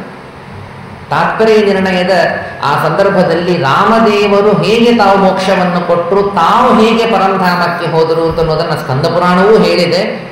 ಆ ಸ್ಕಂದ ಪುರಾಣದಲ್ಲಿ ಹೇಳಿದ ಮಾತಿನಂತೆ ಬೇರೆ ಬೇರೆ ಪುರಾಣಗಳಲ್ಲಿ ಬಂದಂತಹ ಮಾತುಗಳಿರಬಹುದು. ಅದನ್ನು ಸೇರಿಸಿ ಶ್ರೀಮದಾಚಾರ್ಯರು ಮಾಡುವ ನಿರ್ಣಯ ತುಂಬ ಚೆನ್ನಾಗಿದೆ. ಹಾಗಾಗಿ ಅದನ್ನು ಆ ಮುಂದಿನ ಪ್ರಸಂಗದಲ್ಲಿ ಕೇಳಿ ತಿಳಿಯೋಣ. ಅಂತೂ ಸಾಮಾನ್ಯವಾದಂತಹ ಒಂದು ಮಾತು, ಗೋಪ್ರತಾರ ತೀರ್ಥ ಅಂತಂದರೆ ಅಲ್ಲಿ ಆದ ಕಥೆ ಏನು ಅಂತಂದರೆ, ರಾಮದೇವರು ಎಲ್ಲರಿಗೆ ಮೋಕ್ಷವನ್ನು ಪ್ರದಾನ ಮಾಡಿದಂತಹ ಕ್ಷೇತ್ರ. ಎಲ್ಲರನ್ನೂ ಕರೆದರು. ಬೆಳಗ್ಗೆ ಕೇಳಿದ್ವಿ, ಎಲ್ಲರೂ ಬಂದರು. ಅವರೆಲ್ಲರೂ ಕೂಡ ನೀರಿನಲ್ಲಿ ಮುಳುಗಿದರು, ಅದೇ ಗೋಪ್ರತಾರದಲ್ಲಿ ಮುಳುಗಿದರು. ಮುಳುಗಿ ತಮ್ಮ ದೇಹವನ್ನು ಬಿಟ್ಟು ತೇಜ ದಿವ್ಯ ವಪುಷೋಭವಂಸ್ತದಾ ಆಚಾರ್ಯರು ಹೇಳ್ತಾರೆ ನಿರ್ಣಯದಲ್ಲಿ. ಅವರೆಲ್ಲರೂ ಕೂಡ ತೇಜ ದಿವ್ಯ ವಪುಷಃ, ಏನು ದಿವ್ಯ ಶರೀರವನ್ನು ಪಡೆದುಕೊಂಡು ಎಲ್ಲರೂ ಕೂಡ ರಾಮದೇವರ ಜೊತೆಯಲ್ಲೇ ಅವರು ಮೇಲಕ್ಕೆ ಊರ್ಧ್ವ ಲೋಕಕ್ಕೆಲ್ಲ ಹೋದರು ಅಂತ. ಅಂತಹ ಪ್ರದೇಶ ಇದು ಆ ಗೋಪ್ರತಾರ ಅನ್ನುವಂತಹ, ಇವತ್ತದು ಫೈಜಾಬಾದಲ್ಲಿ ಇದೆ. ಅದು ಆರ್ಮಿ ಕಂಟೋನ್ಮೆಂಟ್ ಅದರ ಹತ್ತಿರದಲ್ಲಿ ಇದೆ ಅದು ಆ ಪ್ರದೇಶ. ಅಷ್ಟು ಅದ್ಭುತವಾದಂತಹದ್ದು ಗೋಪ್ರತಾರ ತೀರ್ಥದ ಒಂದು ಮಹಿಮೆ. ಈ ಗೋಪ್ರತಾರ ತೀರ್ಥದ ನಂತರದಲ್ಲಿ ಇರುವಂತಹ ಒಂದು ತೀರ್ಥ ಅಂತಂದರೆ, ಗೋಪ್ರತಾರದ ಬಗ್ಗೆ ಇನ್ನೂ ಒಂದು ಮಾತನ್ನು ಕೂಡ ಹೇಳ್ತಾರೆ. ಗೋಪ್ರತಾರದಲ್ಲಿ ಕಾರ್ತೀಕ ಮಾಸ ಬಹಳ ವಿಶೇಷ. ಕಾರ್ತೀಕ ಮಾಸದಲ್ಲಿ ಗೋಪ್ರತಾರ ತೀರ್ಥದಲ್ಲಿ ಸ್ನಾನ ಮಾಡಿದರೆ ತುಂಬ ವಿಶೇಷವಾದ ಫಲವಿದೆ. ಸ್ವಯಂ ಪ್ರಯಾಗರಾಜ ಆ ತೀರ್ಥಾಭಿಮಾನಿಗಳೆಲ್ಲರೂ ಕೂಡ ಇಲ್ಲಿಗೆ ಬರ್ತಾರಂತೆ ಸ್ನಾನ ಮಾಡಲಿಕ್ಕೆ. ಅವರೆಲ್ಲರೂ ಕೂಡ ಇಲ್ಲಿ ಬಂದು ಸ್ನಾನವನ್ನು ಮಾಡ್ತಾರೆ ಕಾರ್ತೀಕ ಮಾಸದಲ್ಲಿ. ಅಂತಹ ಶ್ರೇಷ್ಠವಾದಂತಹದ್ದು ಕಾರ್ತೀಕ ಮಾಸ. ಗೋಪ್ರತಾರದಲ್ಲಿ ಮಾಡಿದ್ದೆಲ್ಲವೂ ಅಕ್ಷಯ್ಯವಾಗತ್ತಂತೆ. ಅಯೋಧ್ಯಾದಲ್ಲಿ ಮಾಡಿದ್ದು ಅಕ್ಷಯ್ಯವಾಗತ್ತೆ. ಎಷ್ಟು ಇಲ್ಲಿ ಜಪ ಮಾಡ್ತೇವೆ, ಎಷ್ಟು ಹೋಮವನ್ನು ಮಾಡ್ತೇವೆ, ಎಷ್ಟು ಸ್ನಾನ ದಾನ ಎಲ್ಲವೂ ಕೂಡ ಸರ್ವಂ ಅಕ್ಷಯತಾಂ ಯಾತಿ ಶ್ರದ್ಧೆಯ ನಿಯಮಂ ವ್ರತಂ. ನಿಯಮಗಳು ವ್ರತಗಳು ಏನೇನು ಇಲ್ಲಿ ಮಾಡುವಂತಹದ್ದೋ ಅದೆಲ್ಲವೂ ಕೂಡ ಅಕ್ಷಯ್ಯವಾಗತ್ತೆ ಅಂತನ್ನುವ ಮಾತನ್ನು ನಾವು ಕಾಣುವಂತಹದ್ದು. ಗೋದಾನದ ಬಗ್ಗೆಯೂ ಕೂಡ ಅಯೋಧ್ಯಾದಲ್ಲಿ ಬಹಳ ಹೇಳಿದ್ದಾರೆ, ಅಲ್ಲಲ್ಲಿ ತೀರ್ಥಗಳ ಬಗ್ಗೆ. ಇವೆಲ್ಲ ಕಾಮನ್ ಆಗಿ ಎಲ್ಲ ಕಡೆಗೂ ಹೇಳಿದಂತಹದ್ದು. ಗೋದಾನದ ಬಗ್ಗೆಯೂ ಕೂಡ ವಿಶೇಷವಾದಂತಹ ಫಲವಿದೆ ಇಲ್ಲಿ. ಅನ್ನದಾನದ ಬಗ್ಗೆ ವಿಶೇಷವಾದ ಫಲವಿದೆ. ಅನ್ನಂ ಬಹುವಿಧಂ ವಾಸಾಂಸಿ ವಸ್ತ್ರದಾನ ಇತ್ಯಾದಿ ಎಲ್ಲವೂ ಕೂಡ ಇಲ್ಲಿ ವಿಶೇಷವಾದಂತಹದ್ದು. ಕುರುಕ್ಷೇತ್ರದಲ್ಲಿ ಸೂರ್ಯಗ್ರಹಣಕ್ಕೆ ಬಹಳ ಫಲವಿದೆ. ಕುರುಕ್ಷೇತ್ರದ ಬ್ರಹ್ಮ ಸರೋವರ, ಅಲ್ಲಿ ಆ ಸೂರ್ಯಗ್ರಹಣದ ಸಂದರ್ಭದಲ್ಲಿ ವಿಶೇಷವಾದ ಫಲ, ನರ್ಮದಾದಲ್ಲಿ ಚಂದ್ರಗ್ರಹದಲ್ಲಿ ವಿಶೇಷವಾದ ಫಲ. ಚಂದ್ರಗ್ರಹ ಇರುವಾಗ ಅರ್ಥ ಚಂದ್ರಗ್ರಹಣ ಇರುವಾಗ ನರ್ಮದಾದಲ್ಲಿ ಸ್ನಾನ ಮಾಡಿದರೆ ವಿಶೇಷವಾದ ಫಲ. ಆ ಫಲ ಈ ಗೋಪ್ರಕಾರದಲ್ಲಿ ದೀಪದಾನ ಮಾಡೋದ್ರಿಂದ ಬರ್ತದಂತೆ. ಅಷ್ಟು ಫಲ, ಅಂದರೆ ದೀಪದಾನಕ್ಕೂ ಕೂಡ ವಿಶೇಷವಾದಂತಹ ಫಲವನ್ನು ಇಲ್ಲಿ ಹೇಳಿದ್ದಾರೆ. ದೀಪದಾನ ತಿಲತೈಲದಿಂದಾಗಲಿ ತುಪ್ಪದಿಂದಾಗಲಿ ವಿಶೇಷವಾಗಿ ಮಾಡಬೇಕು. ಅಶ್ವಮೇಧ ಮಾಡಿದಷ್ಟು ಪುಣ್ಯ ಇದೆ. ತುಂಬ ಒಂದು ವರ್ಣನೆಯನ್ನು ಮಾಡ್ತಾರೆ ಗೋಪ್ರಕಾರ ತೀರ್ಥ. ಅಯೋಧ್ಯಾದಲ್ಲಿ ಅದಕ್ಕೊಂದು ಹೆಚ್ಚಿನ ಸ್ಥಾನ ಇದೆ. ಅಯೋಧ್ಯಾದಲ್ಲಿ ಗೋಪ್ರಕಾರ ತೀರ್ಥಕ್ಕೆ ಅಂತಹದ್ದು. ಯಾರು ಈ ಗೋಪ್ರಕಾರದಲ್ಲಿ ಪೂಜೆ ಮಾಡ್ತಾರೋ, ದೇವರನ್ನು ಪೂಜೆ ಮಾಡಬೇಕಂತ, ಗೋಪ್ರಕಾರದಲ್ಲಿ ದೇವರ ಪೂಜೆಯನ್ನು ಯಾರು ಮಾಡ್ತಾರೋ ಅಂಥವರಿಗೆ ಹೇಳ್ತಾರೆ ದಶ ಸೌವರ್ಣಿಕಂ ಪುಣ್ಯಂ ಗೋಪ್ರಕಾರೇ ಪ್ರಕಥ್ಯತೆ. ಅಂಥವರಿಗೆ 10 ಬಂಗಾರದ ಮುದ್ರಾದಾನ ಮಾಡಿದ ಪುಣ್ಯ ಬರ್ತದೆ. ಯಾರು ದೇವರಿಗೆ ಧೂಪವನ್ನು ಮಾಡ್ತಾರೋ ಅಂಥವರಿಗೆ ಅಗ್ನಿಹೋತ್ರ ಫಲೋ ಧೂಪ, ಅಗ್ನಿಹೋತ್ರ ಮಾಡಿದ ಪುಣ್ಯ ಬರ್ತದೆ. ಆಮೇಲೆ ಯಾರು ಗಂಧದಾನವನ್ನು ಮಾಡ್ತಾರೆ, ಗಂಧವನ್ನು ತೆಗೆದು ದೇವರಿಗೆ ಗಂಧವನ್ನು ಹಚ್ಚಿ ಯಾರು ಗಂಧದಾನ ಮಾಡ್ತಾರೋ ಅವರಿಗೆ ಭೂಮಿದಾನೇನ ಸದೃಶಂ ಗಂಧದಾನ ಫಲಂ ಸ್ಮೃತಂ ಇತ್ಯಾದಿ ಮಾತುಗಳನ್ನೆಲ್ಲ ಹೇಳ್ತಾರೆ. ಅಂತಹ ಅದ್ಭುತವಾದಂತಹದ್ದು ತೀರ್ಥ ಅಂತಂದರೆ ಗೋಪ್ರಕಾರ ತೀರ್ಥ. ಅಷ್ಟು ಶ್ರೇಷ್ಠವಾದಂತಹದ್ದು ಇದು ಅನ್ನುವ ಮಾತು. ಮುಂದೆ ಕ್ಷೀರೋದಕ ಅಂತನ್ನುವಂತಹ ಒಂದು ತೀರ್ಥ, ಕ್ಷೀರೋದ ಅಂತ. ಸೀತಾಕುಂಡ ಹಿಂದೆ ಕೇಳಿದ್ವಿ, ಆ ಬೆಳಗ್ಗೆ ಬಂದಂಥದ್ದು ಸೀತಾಕುಂಡ ಅಂತ. ಆ ಸೀತಾಕುಂಡ ಸ್ವಯಂ ಸೀತಾದೇವಿನೇ ನಿರ್ಮಾಣ ಮಾಡಿದಂಥದ್ದು, ರಾಮ ಕೊಟ್ಟ ವರ ಅದಕ್ಕೆ. ಅಲ್ಲಿ ಸ್ನಾನ ಮಾಡೋದ್ರಿಂದ ವಿಶೇಷವಾದ ಫಲ ಅಂತ ಬೆಳಗ್ಗೆ ಕೇಳಿದ್ದು. ಅದರ ಒಂದು ವಾಯವ್ಯ ದಿಕ್ಕಿನಲ್ಲಿ ಕ್ಷೀರೋದಕ ಅಂತನ್ನುವ ಒಂದು ಕುಂಡ ಇದೆ. ಎಷ್ಟು ಚಂದ ಕಥೆಗಳು. ನಾವು ಯಾವ ಕಥೆಗಳನ್ನು ರಾಮಾಯಣದಲ್ಲಿ ಕೇಳ್ತೀವಿ, ವಾಲ್ಮೀಕಿ ರಾಮಾಯಣದಲ್ಲಿ, ಆ ಕಥೆಗಳ ಸ್ಥಾನದ ವರ್ಣನೆಯನ್ನು ವಿಶೇಷವಾಗಿ ಈ ಪುರಾಣದಲ್ಲಿ ಕಾಣುವಂಥದ್ದು. ಇದು ಕ್ಷೀರೋದಕ ಅಂತ ಯಾಕೆ ಹೆಸರು ಬಂತು ಅಂತಂದರೆ, ದಶರಥ ಅವನಿಗೆ ಸಂತಾನವಿರಲಿಲ್ಲ ಅನ್ನುವ ಕಾರಣಕ್ಕಾಗಿ ತಾನು ಪುತ್ರಕಾಮೇಷ್ಟಿ ಯಾಗವನ್ನು ಮಾಡಿದ. ದಶರಥ ಪುತ್ರಕಾಮೇಷ್ಟಿ ಯಾಗವನ್ನು ಮಾಡಿದಾಗ ಆ ಯಜ್ಞದಿಂದಲೇನೆ ಆ ಯಜ್ಞ ಪುರುಷ ಪರಮಾತ್ಮ ತಾನು ಹೊರಗೆ ಬಂದು ಪಾಯಸವನ್ನು ತಾನು ನೀಡಿದ, ಹವಿಸ್ಸನ್ನು, ಆ ಒಂದು ವಿಶೇಷವಾದಂತಹ ಪ್ರಸಾದವನ್ನು ತಾನು ನೀಡಿದ. ಆ ಪಾಯಸವನ್ನು ನೀಡಿದಾಗ ಆ ಪಾಯಸವನ್ನು ದಶರಥ ತಾನು 4 ಭಾಗ ಮಾಡಿದ. ಮೊದಲಿಗೆ ಅರ್ಧ ಭಾಗವನ್ನು ಕೌಸಲ್ಯಗೆ ಕೊಟ್ಟ, ಆಮೇಲೆ ಅರ್ಧ ಉಳಿದಿತ್ತು. ಆ ಅರ್ಧದಲ್ಲಿ ಮತ್ತೆ ಅರ್ಧವನ್ನು ಮಾಡಿದ. ಆ ಅರ್ಧದಲ್ಲಿ ಅರ್ಧವನ್ನು ಮಾಡಿ ಅದರೊಳಗೆ 1 ಭಾಗವನ್ನು ತಾನು ಸುಮಿತ್ರಾಗೆ ಕೊಟ್ಟ. ಇನ್ನರ್ಧ ಭಾಗ ಉಳಿತು, ಅಂದರೆ 1/4 ಭಾಗ ಉಳಿತು. ಆ 1/4 ಭಾಗದಲ್ಲಿ ಮತ್ತೆ ಅರ್ಧವನ್ನು ಮಾಡಿ ಮತ್ತೆ ಸುಮಿತ್ರಾಗೆ ಒಂದು, ಕೈಕೈಗೆ ಒಂದು, ಸುಮಿತ್ರಾಗೆ ಒಂದು, ಹೀಗೆ ಕೊಟ್ಟ. ಹಾಗಾಗಿ ಮೊದಲು ಜನಿಸಿದಂಥವನು ಅರ್ಧ ಭಾಗದಿಂದ ಸ್ವಯಂ ಶ್ರೀರಾಮಚಂದ್ರ, ಇನ್ನೂ 1 ಭಾಗದಿಂದ ಲಕ್ಷ್ಮಣ, ಆಮೇಲೆ ಕೈಕೈಯಿಂದ ಮತ್ತೆ ಭರತ, ಆಮೇಲೆ ಮುಂದೆ ಹಾಗೆ ಸುಮಿತ್ರಾದಿಂದ ಒಂದೇ ಶತ್ರುಘ್ನ. ಈ ರೀತಿಯಲ್ಲಿ ಅಷ್ಟು ಜನರು ಹುಟ್ಟಿದ್ದಾರೆ. ಆ ಸ್ಥಾನ ಎಲ್ಲಿ ಯಜ್ಞದ ಭೂಮಿ ಇತ್ತು, ಆ ಯಜ್ಞದ ಭೂಮಿಯ ಹತ್ತಿರದಲ್ಲೇ ಒಂದು ಪ್ರಾಯ ಸರೋವರವು ಕೂಡ. ಆ ಯಜ್ಞ ಭೂಮಿಯಲ್ಲಿ ಪರಮಾತ್ಮ ಹೊರಗೆ ಬಂದನೋ ಅದೇನೇ ಇವತ್ತು ಕ್ಷೀರೋದ ಅಂತನ್ನುವ ತೀರ್ಥವಂತು. ಇದು ಕೂಡ ಪಾಪನಾಶನ. ಹೇಳ್ತಾರೆ, ಯತ್ರ ತತ್ ಕ್ಷೀರ ಸಂಪ್ರಾಪ್ತಿ ಜಾತ ಪರಮ ದುರ್ಲಭ ಕ್ಷೀರೋದಕಮಿತಿ ಖ್ಯಾತಂ ತತ್ಸ್ಥಾನಂ ಪಾಪನಾಶನಂ. ಇದನ್ನು ಕ್ಷೀರೋದಕ ಅಂತ ಯಾಕೆ ಕರೀತಾರೆ ಅಂತಂದರೆ, ಆ ದಶರಥ ಮಹಾರಾಜನಿಗೆ ಪಾಯಸ ಲಬ್ಧವಾದಂತಹ ಸ್ಥಾನ ಅದು, ಕ್ಷೀರ ಉದಕ. ಅಂತಹ ಕ್ಷೀರೋದಕ ಅಂತ ಇದರ ಹೆಸರು ಹೇಳ್ತಾರೆ. ಪಾಪನಾಶನ. ಆಶ್ವೀನ ಮಾಸದಲ್ಲಿ ಶುಕ್ಲ ಏಕಾದಶಿಯ ದಿನ ಸ್ನಾನವನ್ನು ಮಾಡಬೇಕು. ವಿಶೇಷವಾಗಿ ಇಲ್ಲಿ ಯಾರು ಸ್ನಾನಾದಿಗಳನ್ನು ಮಾಡ್ತಾರೆ ಅವರಿಗೆ ಪಾಪನಾಶ ಇತ್ಯಾದಿ ಒಳ್ಳೆ ಫಲಗಳ ಜೊತೆಗೆ ಸಂತಾನಾಪೇಕ್ಷೆ ಇದ್ದಂಥವರಿಗೆ ಉತ್ತಮ ಸಂತಾನವೂ ಸಿಗತ್ತೆ, ದಶರಥನಿಗೆ ಸಿಕ್ಕಂತೆ. ಆದ್ದರಿಂದ ವಿಶೇಷವಾದಂತಹ ಫಲವಿದೆ. ಕ್ಷೀರೋದಕ ಅಂತನ್ನುವ ತೀರ್ಥ ದಶರಥನಿಗೆ ಪಾಯಸ ಲಬ್ಧವಾದಂತಹ ತೀರ್ಥ, ಅದು ಪ್ರದೇಶ. ಅಂತಹ ವಿಶೇಷವಾದ ಫಲವನ್ನು ಕಾಣ್ತೀವಿ. ಅದರಿಂದ ಮುಂದೆ ನೈಋತ್ಯಕ್ಕೆ ಹೋದರೆ, ಕ್ಷೀರೋದಕದಿಂದ ನೈಋತ್ಯ ಭಾಗಕ್ಕೆ ಹೋದರೆ ಅಲ್ಲಿ ಇರುವಂತಹದ್ದು ಬೃಹಸ್ಪತಿ ಕುಂಡ ಅಂತ. ಈ ಬೃಹಸ್ಪತಿ ಕುಂಡದ ಮಹಿಮೆಯನ್ನು ಕೂಡ ಹೇಳ್ತಾರೆ. ಎಲ್ಲಿ ಸುರಗುರುಹೋ ನಿವಾಸಂ ಕಿಲ ನಿರ್ಮಮೇ, ಎಲ್ಲಿ ಸ್ವಯಂ ಬೃಹಸ್ಪತ್ಯಾಚಾರ್ಯರು ವಾಸವನ್ನ ಮಾಡಿಕೊಂಡು ಇದ್ರಂತೆ. ಬೃಹಸ್ಪತ್ಯಾಚಾರ್ಯರೇ ಇದ್ರಂತೆ ಇಲ್ಲಿ ವಾಸ ಮಾಡಿಕೊಂಡು ಯಜ್ಞವನ್ನೂ ಮಾಡಿದರಂತೆ ಬೃಹಸ್ಪತ್ಯಾಚಾರ್ಯರು. ಈಗ ಕೇಳಿದಂತೆ ಬೆಳಗಿನಿಂದ ಕೇಳ್ತಾ ಇದ್ದಂತೆ ಬ್ರಹ್ಮದೇವರು ಬಂದಿದ್ದಾರೆ, ಯಮಧರ್ಮರಾಜ ಬಂದಿದ್ದಾನೆ, ಚಂದ್ರ ಬಂದಿದ್ದಾನೆ, ಎಲ್ಲ ದೇವತೆಗಳು ಕೂಡ ಋಷಿಮುನಿಗಳು ಬಂದಿದ್ದಾರೆ. ಹಾಗೆ ಈ ಬೃಹಸ್ಪತ್ಯಾಚಾರ್ಯರು ಕೂಡ ಇಲ್ಲಿಗೆ ಬಂದು ತಪಸ್ಸನ್ನು ಮಾಡಿ ತಾವು ವಿಶೇಷವಾಗಿ ಯಜ್ಞಗಳ ಆಚರಣೆಯನ್ನ ತಾವು ಮಾಡಿದ್ದಾರೆ. ಅಂತಹ ಪ್ರದೇಶ ಇದು ಬೃಹಸ್ಪತಿ ಕುಂಡ ಅಂತನ್ನುವುದಾಗಿ ಇದನ್ನು ಕರೀತಾರೆ. ಭಾದ್ರಪದ ಮಾಸ ಶುಕ್ಲ ಪಂಚಮಿಯ ದಿನ, ಗಣೇಶ ಚತುರ್ಥಿಯ ಮರುದಿನ, ಅಂತಹ ಭಾದ್ರಪದ ಶುದ್ಧ ಪಂಚಮಿಯ ದಿನ ಯಾತ್ರೆಯನ್ನ ಮಾಡಿ ಇಲ್ಲಿ ಸ್ನಾನ ಮಾಡಿದರೆ, ಬೃಹಸ್ಪತಿ ಕುಂಡದಲ್ಲಿ ಸ್ನಾನ ಮಾಡಿದರೆ ವಿಶೇಷವಾದಂತಹ ಫಲವಿದೆ. ಯಾವಾಗ ಮಾಡಿದರೂ ಕೂಡ ಅತ್ಯಂತ ಪುಣ್ಯ ಫಲಪ್ರದನೆ. ಬೃಹಸ್ಪತಿಯ ಏನಾದರೂ ಜಾತಕದಲ್ಲಿ ಪೀಡೆ ಇತ್ತು ಅಂತಾದರೆ, ಗುರು ಶಾಂತಿ ಅಂತ ಹೇಳ್ತಾರೆ, ಗುರುಗ್ರಹ ಏನಾದರೂ ನಮಗೆ ಪ್ರತಿಕೂಲವಾಗಿ ಇದ್ದರೆ ಆಗ ಈ ತೀರ್ಥದಲ್ಲಿ ಸ್ನಾನ ಮಾಡುವುದರಿಂದಾಗಿ ತೇನಾತ್ರ ವಿಧಿವತ್ ಸ್ನಾನಂ ಕಾರ್ಯಂ ಸಂಕಲ್ಪಪೂರ್ವಕಂ ಅನೇಕ ಕಡೆ ಬರುವಂತಹ ಮಾತು, ಸಂಕಲ್ಪ ಮಾಡಿಕೊಂಡು ಸ್ನಾನವನ್ನು ಮಾಡಿದರೆ ಮಮ ಗುರುಗ್ರಹ ದೋಷ ಪೀಡಾ ಪರಿಹಾರಾರ್ಥಂ ಇತ್ಯಾದಿಯಾಗಿ ಸಂಕಲ್ಪವನ್ನು ಮಾಡಿ ಸ್ನಾನವನ್ನು ಮಾಡಿದರೆ ಆಗ ಆ ದೋಷಗಳೆಲ್ಲ ಪರಿಹಾರವಾಗತ್ತಂತೆ. ಬೃಹಸ್ಪತಿಯ ಒಂದು ಕುಂಡ ಅಂತನ್ನುವುದು ಇದೆ, ಅಷ್ಟು ಶ್ರೇಷ್ಠವಾದಂತಹದ್ದು. ಆ ಬೃಹಸ್ಪತಿ ಕುಂಡದಿಂದ ದಕ್ಷಿಣಕ್ಕೆ ಬಂದರೆ ರುಕ್ಮಿಣಿ ಕುಂಡ ಅಂತ ಇದೆ. ಈ ರುಕ್ಮಿಣಿ ಕುಂಡ ಅಂತಂದರೆ ಹೆಸರೇ ನಮಗೆ ಸೂಚನೆ ಮಾಡಿದಂತೆ ಸ್ವಯಂ ರುಕ್ಮಿಣಿಯೂ ಕೂಡ ಇಲ್ಲಿ ಬಂದು ಅವಳೇ ನಿರ್ಮಾಣ ಮಾಡಿದಂತಹ ಒಂದು ತೀರ್ಥವಂತೆ. ಅವಳೇ ನಿರ್ಮಾಣ ಮಾಡಿದ್ದು ಅಂದ್ರೆ ತೋಡಿ ಎಲ್ಲ ಮಾಡಿದ್ನ ಇಲ್ಲ. ಆ ಮಹಾತಾಯಿ ಅಲ್ಲಿ ವಿಶ್ವಸ್ಥಿತಿ ಪ್ರಳಯ ಸರ್ಗ ಮಹಾವಿಭೂತಿ ವೃತ್ತಿ ಪ್ರಕಾಶ ನಿಯಮ ಆವೃತ್ತಿ ಬಂಧ ಮೋಕ್ಷಾಹ ಯಸ್ಯಾಹ ಅಪಾಂಗಲವ ಮಾತ್ರತಃ, ಅಂಥ ತಾಯಿಗೆ ಒಂದು ತೀರ್ಥ ನಿರ್ಮಾಣ ಮಾಡೋದಷ್ಟು ಕಷ್ಟನ.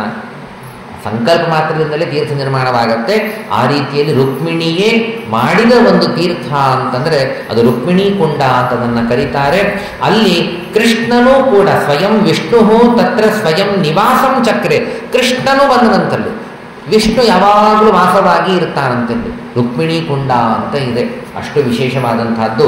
ಒಂದು ಸ್ವಯಂ ತಾನೇ ಹೆಂಡತಿ ಮೇಲಿನ ಸ್ನೇಹದಿಂದ ದೇವರು ಕೊಟ್ಟಂತಹ, ಕೃಷ್ಣ ಕೊಟ್ಟಂತಹ ವರವಿದೆ.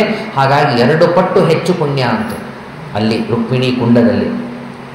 ಇದರಲ್ಲೂ ಕೂಡ ಸ್ನಾನ, ದಾನ, ಹೋಮ, ವಿಷ್ಣು ಪೂಜಾ ಇವೆಲ್ಲವನ್ನು ಕೂಡ ಮಾಡಬೇಕು. ವಿಶೇಷವಾಗಿ ಇಲ್ಲೂ ಸ್ನಾನ ಮಾಡುವುದರಿಂದಾಗಿ ಪುತ್ರವಾನ್ ಜಾಯತೆ ವಂದ್ಯಾ ಯಾತ್ರಾಂ ಕೃತ್ವಾ ನ ಸಂಶಯ, ವಂದ್ಯಾನು ಕೂಡ ಮತ್ತೆ ಒಳ್ಳೆ ಸಂತಾನವನ್ನು ಪಡಿತಾಳೆ. ಅಂತಹ ವಿಶೇಷವಾದಂತಹ ಒಂದು ಸ್ಥಾನ ರುಕ್ಮಿಣಿ ಕುಂಡ ಅಂತನ್ನುವಂಥದ್ದು ಅಯೋಧ್ಯಾದಲ್ಲಿ ಇದೆ. ಅಲ್ಲಿ ದೇವರ ಪೂಜೆ ಹೇಗೆ ಮಾಡಬೇಕು, ದೇವರನ್ನ ಧ್ಯಾನ ಹೇಗೆ ಮಾಡಬೇಕು, ಅವಾಂತರ ಅನೇಕ ವಿಷಯಗಳಿದೆ. ಅಷ್ಟು ತೀರಾನು ಡೀಟೇಲಿಗೆ ಹೋಗ್ತಾ ಇಲ್ಲ. ಧ್ಯಾನ ಮಾಡುವ ರೀತಿ ಇದೆ, ಬೇರೆ ಬೇರೆ ರೀತಿಯಿಂದ ದೇವರನ್ನು ಸ್ತೋತ್ರ ಮಾಡಿದ್ದಿದೆ, ವಿಸ್ತಾರ ಸ್ತೋತ್ರಗಳೆಲ್ಲವೂ ಕೂಡ ಇದೆ. ಇಲ್ಲೂ ಹೇಳ್ತಾರೆ, ಲಕ್ಷ್ಮೀಪತಿಯನ್ನು ಶಂಖಚಕ್ರ ಗದಾಧರನಾಗಿ ಪೀತಾಂಬರಧಾರಿಯಾಗಿ ಒಳ್ಳೆ ಮಾಲೆಯನ್ನು ಧರಿಸಿದಂತೆ ನಾರದಾದಿಗಳಿಂದ ಪೂಜಿತನಾಗಿ ಗರುಡವಾಹನನಾಗಿ ಹೀಗೆಲ್ಲ ಧ್ಯಾನ ಮಾಡಬೇಕು ಅಂತ ಅನ್ನುವ ಅನೇಕ ಅವಾಂತರವಾಗಿ ವಿಶೇಷವಾದಂತಹ ನಮಗೆ ಮಾಹಿತಿಗಳನ್ನು ಕೂಡ ನಮಗೆ ನೀಡುತ್ತಾರೆ. ಅಂತಹ ರೀತಿಯ ದೇವರನ್ನ ಪೂಜೆ ಮಾಡಬೇಕು.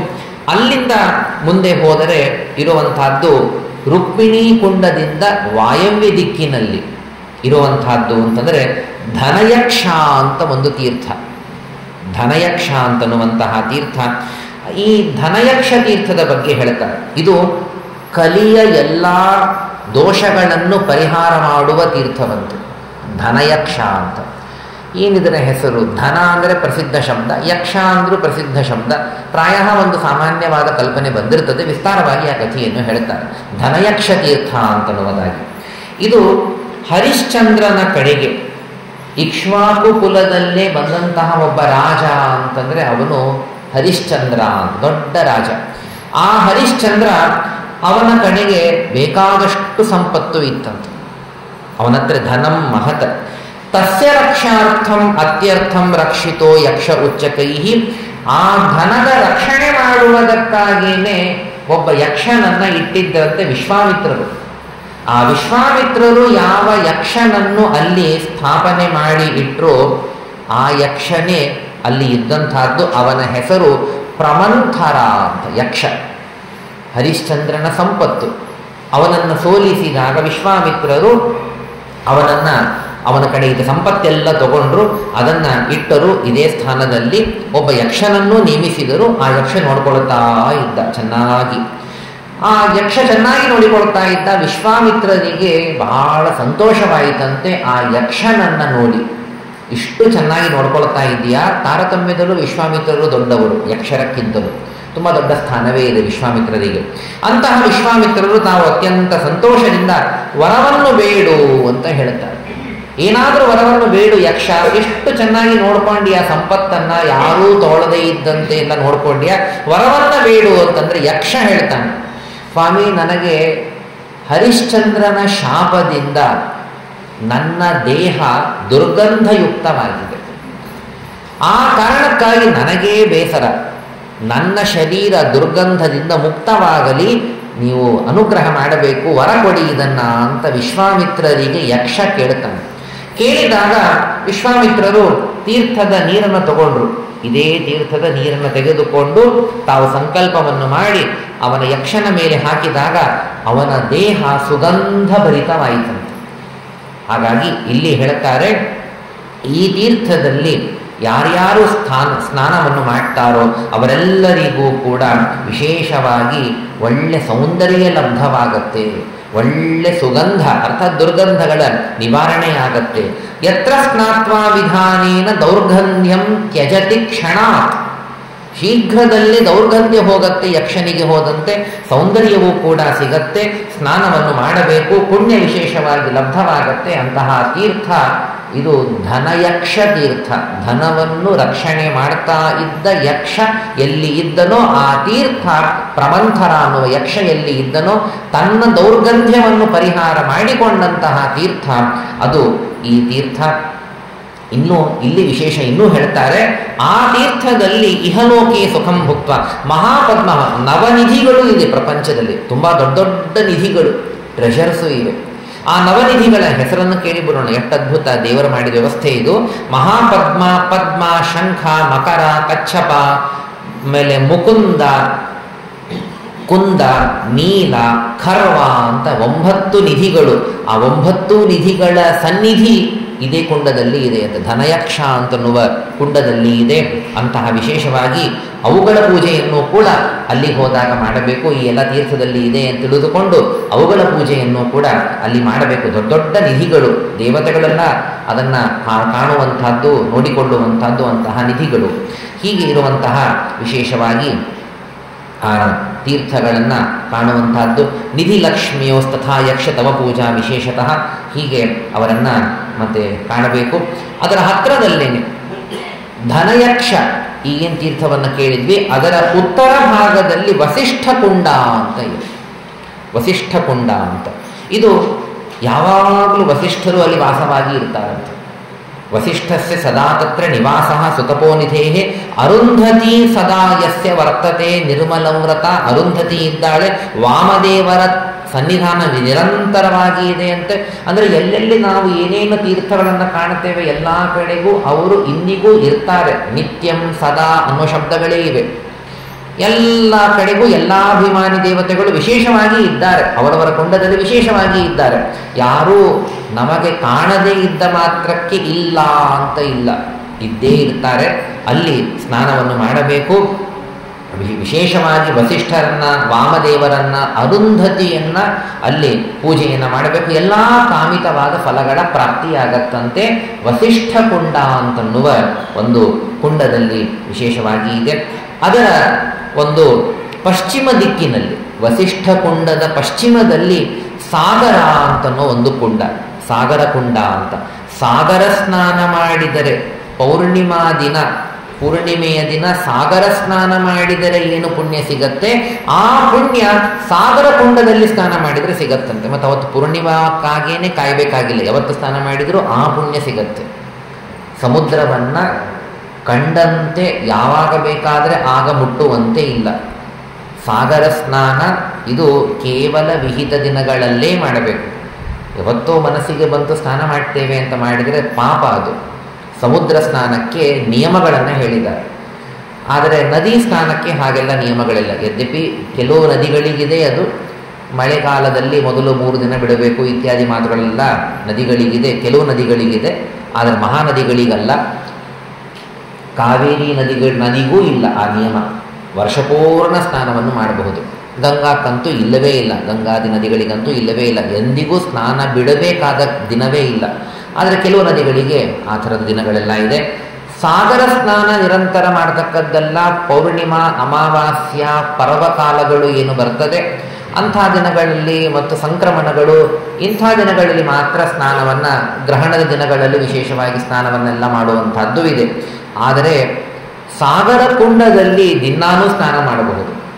ಪೂರ್ಣಿಮಾ ಅಮಾವಾಸ್ಯ ಸ್ನಾನದ ಫಲ ಸಾಗರ ಕುಂಡದಲ್ಲಿ ಸ್ನಾನ ಮಾಡೋದ್ರಿಂದ ಸಿಗತ್ತಂತೆ.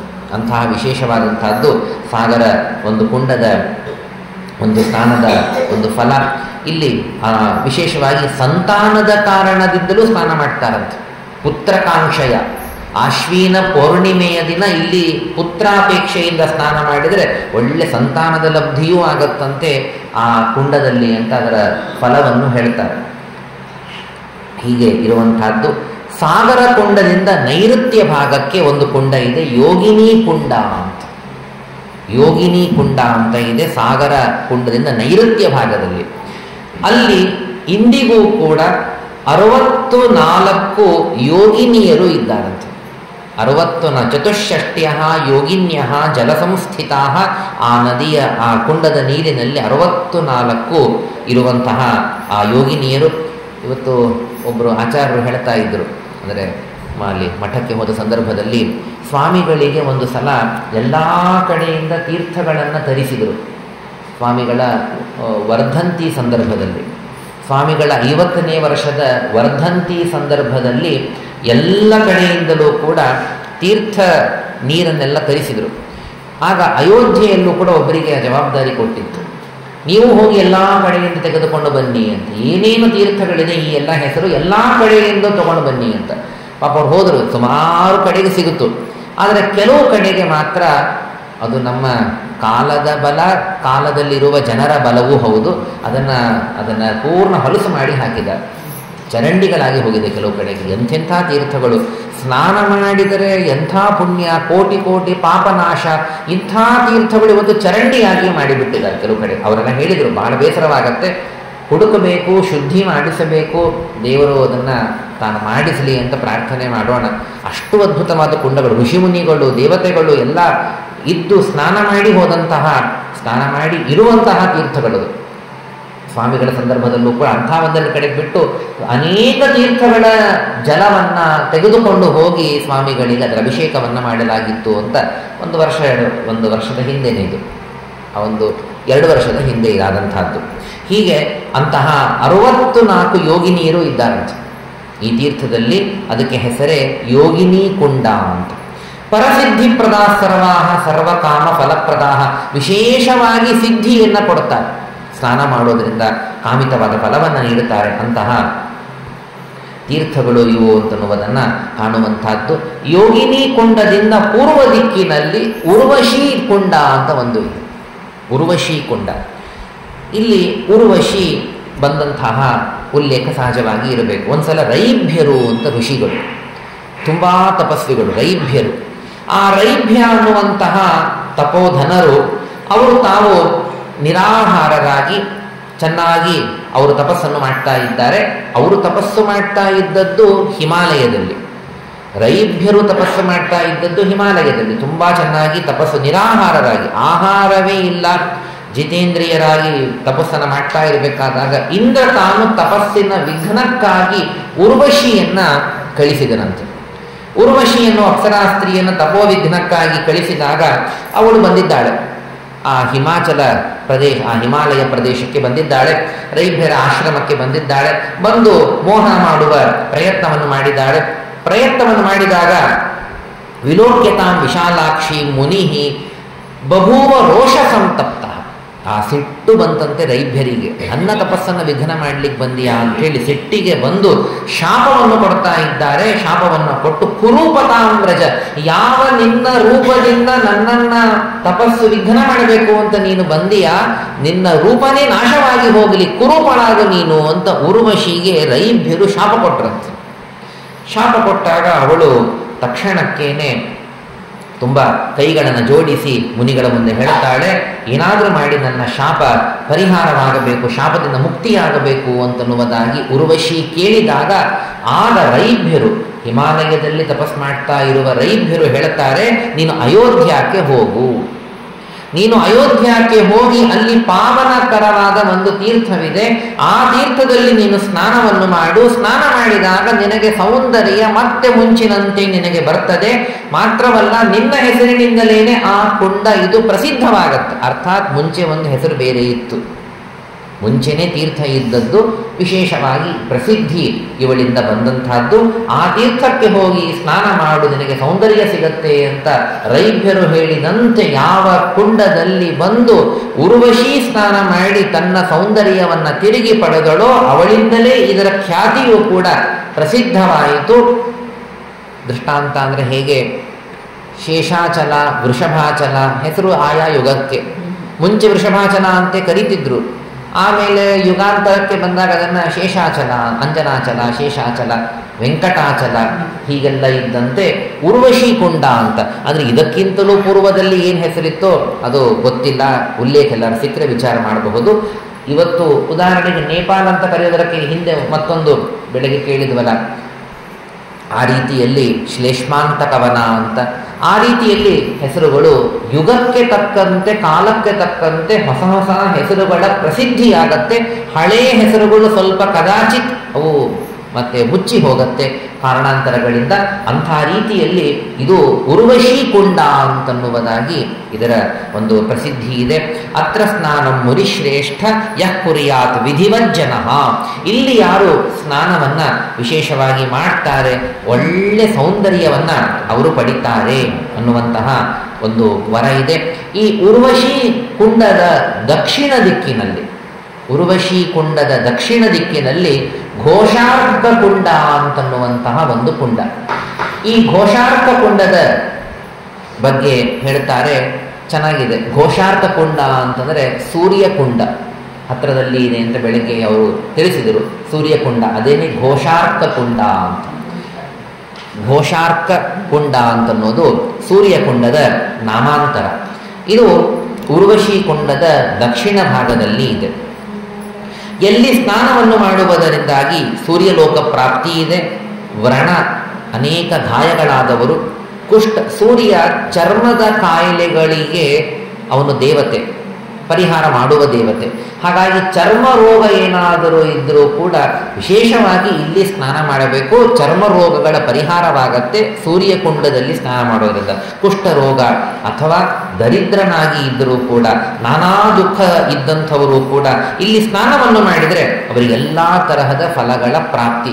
ವಿಶೇಷವಾಗಿ ಭಾನುವಾರ ಸ್ನಾನ ಮಾಡೋದರಿಂದಾಗಿ ಹೆಚ್ಚಿನ ಫಲದ ಪ್ರಾಪ್ತಿ. ಭಾದ್ರಪದ ಮಾಸ ಹಾಗೂ ಮಾಘ ಮಾಸದ ಶುಕ್ಲ ಪಕ್ಷ ಷಷ್ಠಿಯ ದಿನ ಇಲ್ಲಿ ಸ್ನಾನ ಮಾಡೋದರಿಂದ ಇನ್ನೂ ವಿಶೇಷವಾದಂತಹ ಫಲದ ಪ್ರಾಪ್ತಿ. ಇಲ್ಲಿ ಘೋಷಾರ್ಕ ಅಂತ, ಅರ್ಕ ಅಂದರೆ ಸೂರ್ಯ, ಘೋಷಾರ್ಕ, ಈ ಘೋಷ ಶಬ್ದ ಯಾಕೆ ಬಂತು ಅಂದರೆ ಅದಕ್ಕೆ ಒಂದು ನಿಮಿತ್ತವನ್ನ ಕಥೆಯನ್ನು ಹೇಳುತ್ತಾರೆ. ಸೂರ್ಯ ವಂಶದಲ್ಲಿ ಒಬ್ಬ ರಾಜ ಇದ್ದನಂತೆ. ಇದೇ ಸೂರ್ಯನ ವಂಶ, ರಾಮನ ವಂಶ. ಈ ಸೂರ್ಯವಂಶದಲ್ಲಿ ಘೋಷ ಅಂತ ಹೆಸರಿನ ಒಬ್ಬ ರಾಜ ಆಗಿ ಹೋದ. ಆ ಘೋಷ ರಾಜ ಇವನು ಸಮಸ್ತವಾದಂತಹ ಪೃಥ್ವಿಯನ್ನ ತಾನು ಚೆನ್ನಾಗಿ ಆಳ್ತಾ ಇದ್ದ. ಇವನ ಕೀರ್ತಿ ಎಲ್ಲ ಕಡೆಗೂ ಕೂಡ ಹರಡಿ ಇತ್ತು. ಅಂಥವನು ಇವನು ಸಕದಾಚಿತ್ ಪ್ರಜಾಪಾಲ, ಇವನು ಒಂದ್ಸಲ ಕಾಡಿಗೆ ಹೋದನಂತೆ. ಅತ್ಯಂತ ಗಹನವಾದ ಕಾಡು, ಕಾಡಿಗೆ ಬೇಟೆಯಾಡಬೇಕು ಅಂತನ್ನುವುದಕ್ಕಾಗಿ ತಾನು ಹೋಗಿದ್ದಾನೆ. ಅಲ್ಲಿಗೆ ತಾನು ಹೋಗ್ತಾ ಅನೇಕ ಪ್ರಾಣಿಗಳನ್ನು ತಾನು ಕೊಂದಿದ್ದಾನೆ. ಅಲ್ಲಿ ಒಂದು ಕಡೆಗೆ ತಾನು ನೋಡಿದ, ಸಂಧ್ಯಾವಂದನ ಮಾಡಬೇಕು ಅಂತನ್ನುವುದಕ್ಕಾಗಿ ತುಂಬ ನೀರಡಿಕೆಯಾಗಿತ್ತು ಕೂಡ. ನೋಡಿದ, ಅಲ್ಲಿ ಒಂದು ಸರೋವರ ಕಾಣಿಸ್ತು ಆ ಕಾಡಿನಲ್ಲಿ. ಅಲ್ಲಿ ತಾನು ನೋಡಿದ ಋಷಿಗಳನ್ನು ನೋಡಿದ. ಸರೋವರಕ್ಕೆ ನೀರು ಕುಡಿಬೇಕು ಅಂತ ಹೋಗಿದ್ದಾನೆ. ಅನೇಕ ಋಷಿ ಮುನಿಗಳನ್ನು ನೋಡಿದ, ಸ್ನಾನ ಸಂಧ್ಯಾದಿಗಳನ್ನು ಮಾಡ್ತಾ ಇರುವಂಥವರನ್ನ ತಾನು ಅಲ್ಲಿ ಆಚಮನ ಮಾಡಿದ. ಆಚಮನ ಮಾಡಿ ಸ್ನಾನ ಮಾಡಿದ. ಆದರೆ ಆಚಮನ ಸ್ನಾನಕ್ಕಿಂತ ಪೂರ್ವದಲ್ಲೂ ಆಚಮನ ಇದೆ. ಸ್ನಾನವನ್ನು ಮಾಡಿದ, ಆಚಮನ ನಂತರದಲ್ಲಿ ಸ್ನಾನವನ್ನು ಮಾಡಿದ, ದಿವ್ಯ ಶರೀರನಾಗಿ ಬಿಟ್ಟ. ಘೋಷ ಅನ್ನುವ ರಾಜ ದಿವ್ಯ ಶರೀರನಾದ, ಆನಂದಭರಿತನಾದ. ಆಗ ಅದನ್ನು ಮುನಿಭಿಹಿ ತೀರ್ಥಮಾಜ್ಞಾಯ ಚಕ್ರೆ ಸೂರ್ಯಸ್ತುತಿಂ ಪ್ರಿಯಾಂ. ಆ ಸಂದರ್ಭದಲ್ಲಿ ಸೂರ್ಯನನ್ನ ಸ್ತೋತ್ರ ಮಾಡ್ತಾನೆ ಈ ರಾಜ. ಘೋಷ ಅನ್ನುವ ಸೂರ್ಯವಂಶಿಯಾದ ರಾಜ ದಿವ್ಯ ಶರೀರ ಬಂತು, ಅಲ್ಲಿ ಸ್ನಾನ ಮಾಡಿದ್ದರಿಂದಾಗಿ ಅವನು ಸೂರ್ಯನ ಸ್ತೋತ್ರವನ್ನು ಮಾಡ್ತಾನೆ. ಸ್ತೋತ್ರ ಚೆನ್ನಾಗಿ ಇದೆ. ಭಗವನ್ ದೇವದೇವೇಶ ನಮಸ್ತುಭ್ಯಂ ಚಿದಾತ್ಮನೆ ಇತ್ಯಾದಿ ಎಲ್ಲ ಸ್ತೋತ್ರವನ್ನು ತಾನು ಮಾಡಿದ್ದಾನೆ. ಸ್ತೋತ್ರವನ್ನು ಮಾಡಿದಾಗ ಸೂರ್ಯ ಪ್ರಕಟನಾದನಂತೆ. ಸೂರ್ಯ ಪ್ರಕಟನಾಗಿ ಸೂರ್ಯ ಹೇಳ್ತಾನೆ, ವರವನ್ನು ಕೇಳು ಅಂತಂದಾಗ, ಆಗ ನೀನು ವರವನ್ನು ಕೊಡುವುದಾದ್ರೆ ಮನ್ನಾನ್ನಾಕೃತ ಮೂರ್ತಿಸ್ಥೆ ತಿಷ್ಠತು ಅತ್ರ ಸದಾ ವಿಭೋ, ನನ್ನ ಹೆಸರಿನಿಂದಲೇ ನಿನ್ನ ಒಂದು ಮೂರ್ತಿ ಇಲ್ಲಿ ಇರಲಿ ಅಂತ ಘೋಷ ತಾನು ಬೇಡ್ತಾನೆ. ನನ್ನ ಹೆಸರು ನಿನ್ನ ಮೂರ್ತಿ, ಅಂತಹ ಒಂದು ಮೂರ್ತಿಯನ್ನು ನೀನು ಇಡಬೇಕು ಅಂತಂದಾಗ ಆಗಲಿ ಅಂತ ಹೇಳಿ ಆ ಸ್ಥಾನ ವಿಶೇಷವಾಗಿ ನಿನ್ನ ಹೆಸರಿನಿಂದಲೇ ಖ್ಯಾತಿಯನ್ನು ಪಡೆಯುತ್ತೆ ಅಂತ ಹೇಳಿ, ಎಲ್ಲಿ ಸೂರ್ಯ ಪ್ರಕಟನಾದ, ಯಾವ ತೀರ್ಥದಲ್ಲಿ ಸ್ನಾನ ಮಾಡೋದರಿಂದಾಗಿ ಇವನು ದಿವ್ಯ ಶರೀರವನ್ನು ಪಡೆದುಕೊಂಡ ದೊಡ್ಡ ರಾಜ ಘೋಷ ಅನ್ನುವ ರಾಜ, ವರವನ್ನು ಪಡೆದಿದ್ದರಿಂದಲೇನೆ ಇವನಿಂದಲೇ ಪ್ರಸಿದ್ಧವಾಯಿತು ಈ ತೀರ್ಥ, ಆ ಸರೋವರ. ಅಂತಹ ಸರೋವರ, ಆ ಕುಂಡ, ಅದನ್ನೇ ಇವತ್ತು ಯದ್ಯಪಿ ಸರಹ ಅಂತ ಕರೆದಿದ್ದಾರೆ, ಆದರೆ ಇವತ್ತು ಪ್ರಾಯ ಅದು ಸಣ್ಣದಾಗಿ ಇರಬಹುದು, ತುಂಬ ದೊಡ್ಡದಾಗಿ ಇರಲಿಕ್ಕಿಲ್ಲ. ಸರೋವರ ದೊಡ್ಡದಾಗಿ ಪ್ರಾಯ ಇರ್ತದೆ. ಇವತ್ತು ಅದು ಒಂದು ಸಣ್ಣ ಕುಂಡವಾಗಿ ಅದು ಉಳಿದಿರಬಹುದು. ಅಂತಹ ಒಂದು ದೊಡ್ಡದಾದಂತಹ ಕುಂಡ, ಶ್ರೇಷ್ಠ ಕುಂಡ, ಅದು ಸೂರ್ಯಕುಂಡ. ಅದನ್ನು ಸೂರ್ಯಕುಂಡ ಅಂತನ್ನುವುದರ ಬದಲಾಗಿ ಒಬ್ಬ ದೊಡ್ಡ ರಾಜನ ಅಪೇಕ್ಷೆ, ಸೂರ್ಯ ಕೊಟ್ಟ ವರ, ಅದರಿಂದ ಬರೀ ಸೂರ್ಯಕುಂಡ ಅಂತ ಕರೆಯದೇನೆ ಘೋಷಾರ್ಕ, ಘೋಷ ಸೂರ್ಯ, ಘೋಷಾರ್ಕ ಅಂತನ್ನುವ ಹೆಸರಿನಿಂದ ಅದನ್ನು ಕರೆಯೋಣ, ಅವರೆಲ್ಲರಿಗೂ ಸಂತೋಷವಾಗುತ್ತೆ. ಅಂತಹ ಒಂದು ಯಂ ಯಂ ಕಾಮಮಿಹೇಚ್ಛೇತ ತಂ ತಂ ಕಾಮಂ ಅವಾಪ್ನುಯಾತ್. ಯಾರು ಯಾವ ಕಾಮನೆಯಿಂದ ಅಲ್ಲಿ ಸ್ನಾನ ಮಾಡ್ತಾರೆ ಅವರಿಗೆ ಆ ಕಾಮನೆ ಪೂರ್ಣವಾಗತ್ತಂತೆ. ಅಂತಹ ಶ್ರೇಷ್ಠವಾದಂತಹದ್ದು ಘೋಷಾರ್ಕ ಅಂತನ್ನುವಂತಹದ್ದು. ಹೀಗೆ ವರವನ್ನು ಕೊಟ್ಟಂತಹದ್ದು ಇದೆ. ಈ ರಾಜ ಸೂರ್ಯಕುಂಡದಲ್ಲಿ ಅಲ್ಲೇನಾದರೂ ದೇವಸ್ಥಾನ ಗಮನದಲ್ಲಿ ಇಲ್ಲ, ಅಲ್ಲೇನು ದೇವಸ್ಥಾನ ಇತ್ತು ಅಂತಂದರೆ ರವಿಯ ಸೂರ್ಯನ ದೇವಸ್ಥಾನ ಎಂದೆ ಪುರಾಣದ ಪ್ರಕಾರ ಇವತ್ತಿಗೂ ಇದೆ. ರಾಜ ಅವನು ತಾನು ರವಿಯ ಮೂರ್ತಿಯನ್ನು ಪ್ರತಿಷ್ಠೆ ಮಾಡಿದನಂತೆ. ಈ ಘೋಷ ಅನ್ನುವ ರಾಜ ಪ್ರತಿಷ್ಠೆ ಮಾಡಿದ. ದಿನ ಅವನು ವಿಶೇಷ ಪೂಜೆಯನ್ನು ಕೂಡ ಮಾಡ್ತಾನೆ. ಅಂತಹ ತೀರ್ಥವೇ ಇದು ಘೋಷಾರ್ಕ ಅಂತನ್ನುವಂತಹ ಒಂದು ತೀರ್ಥ.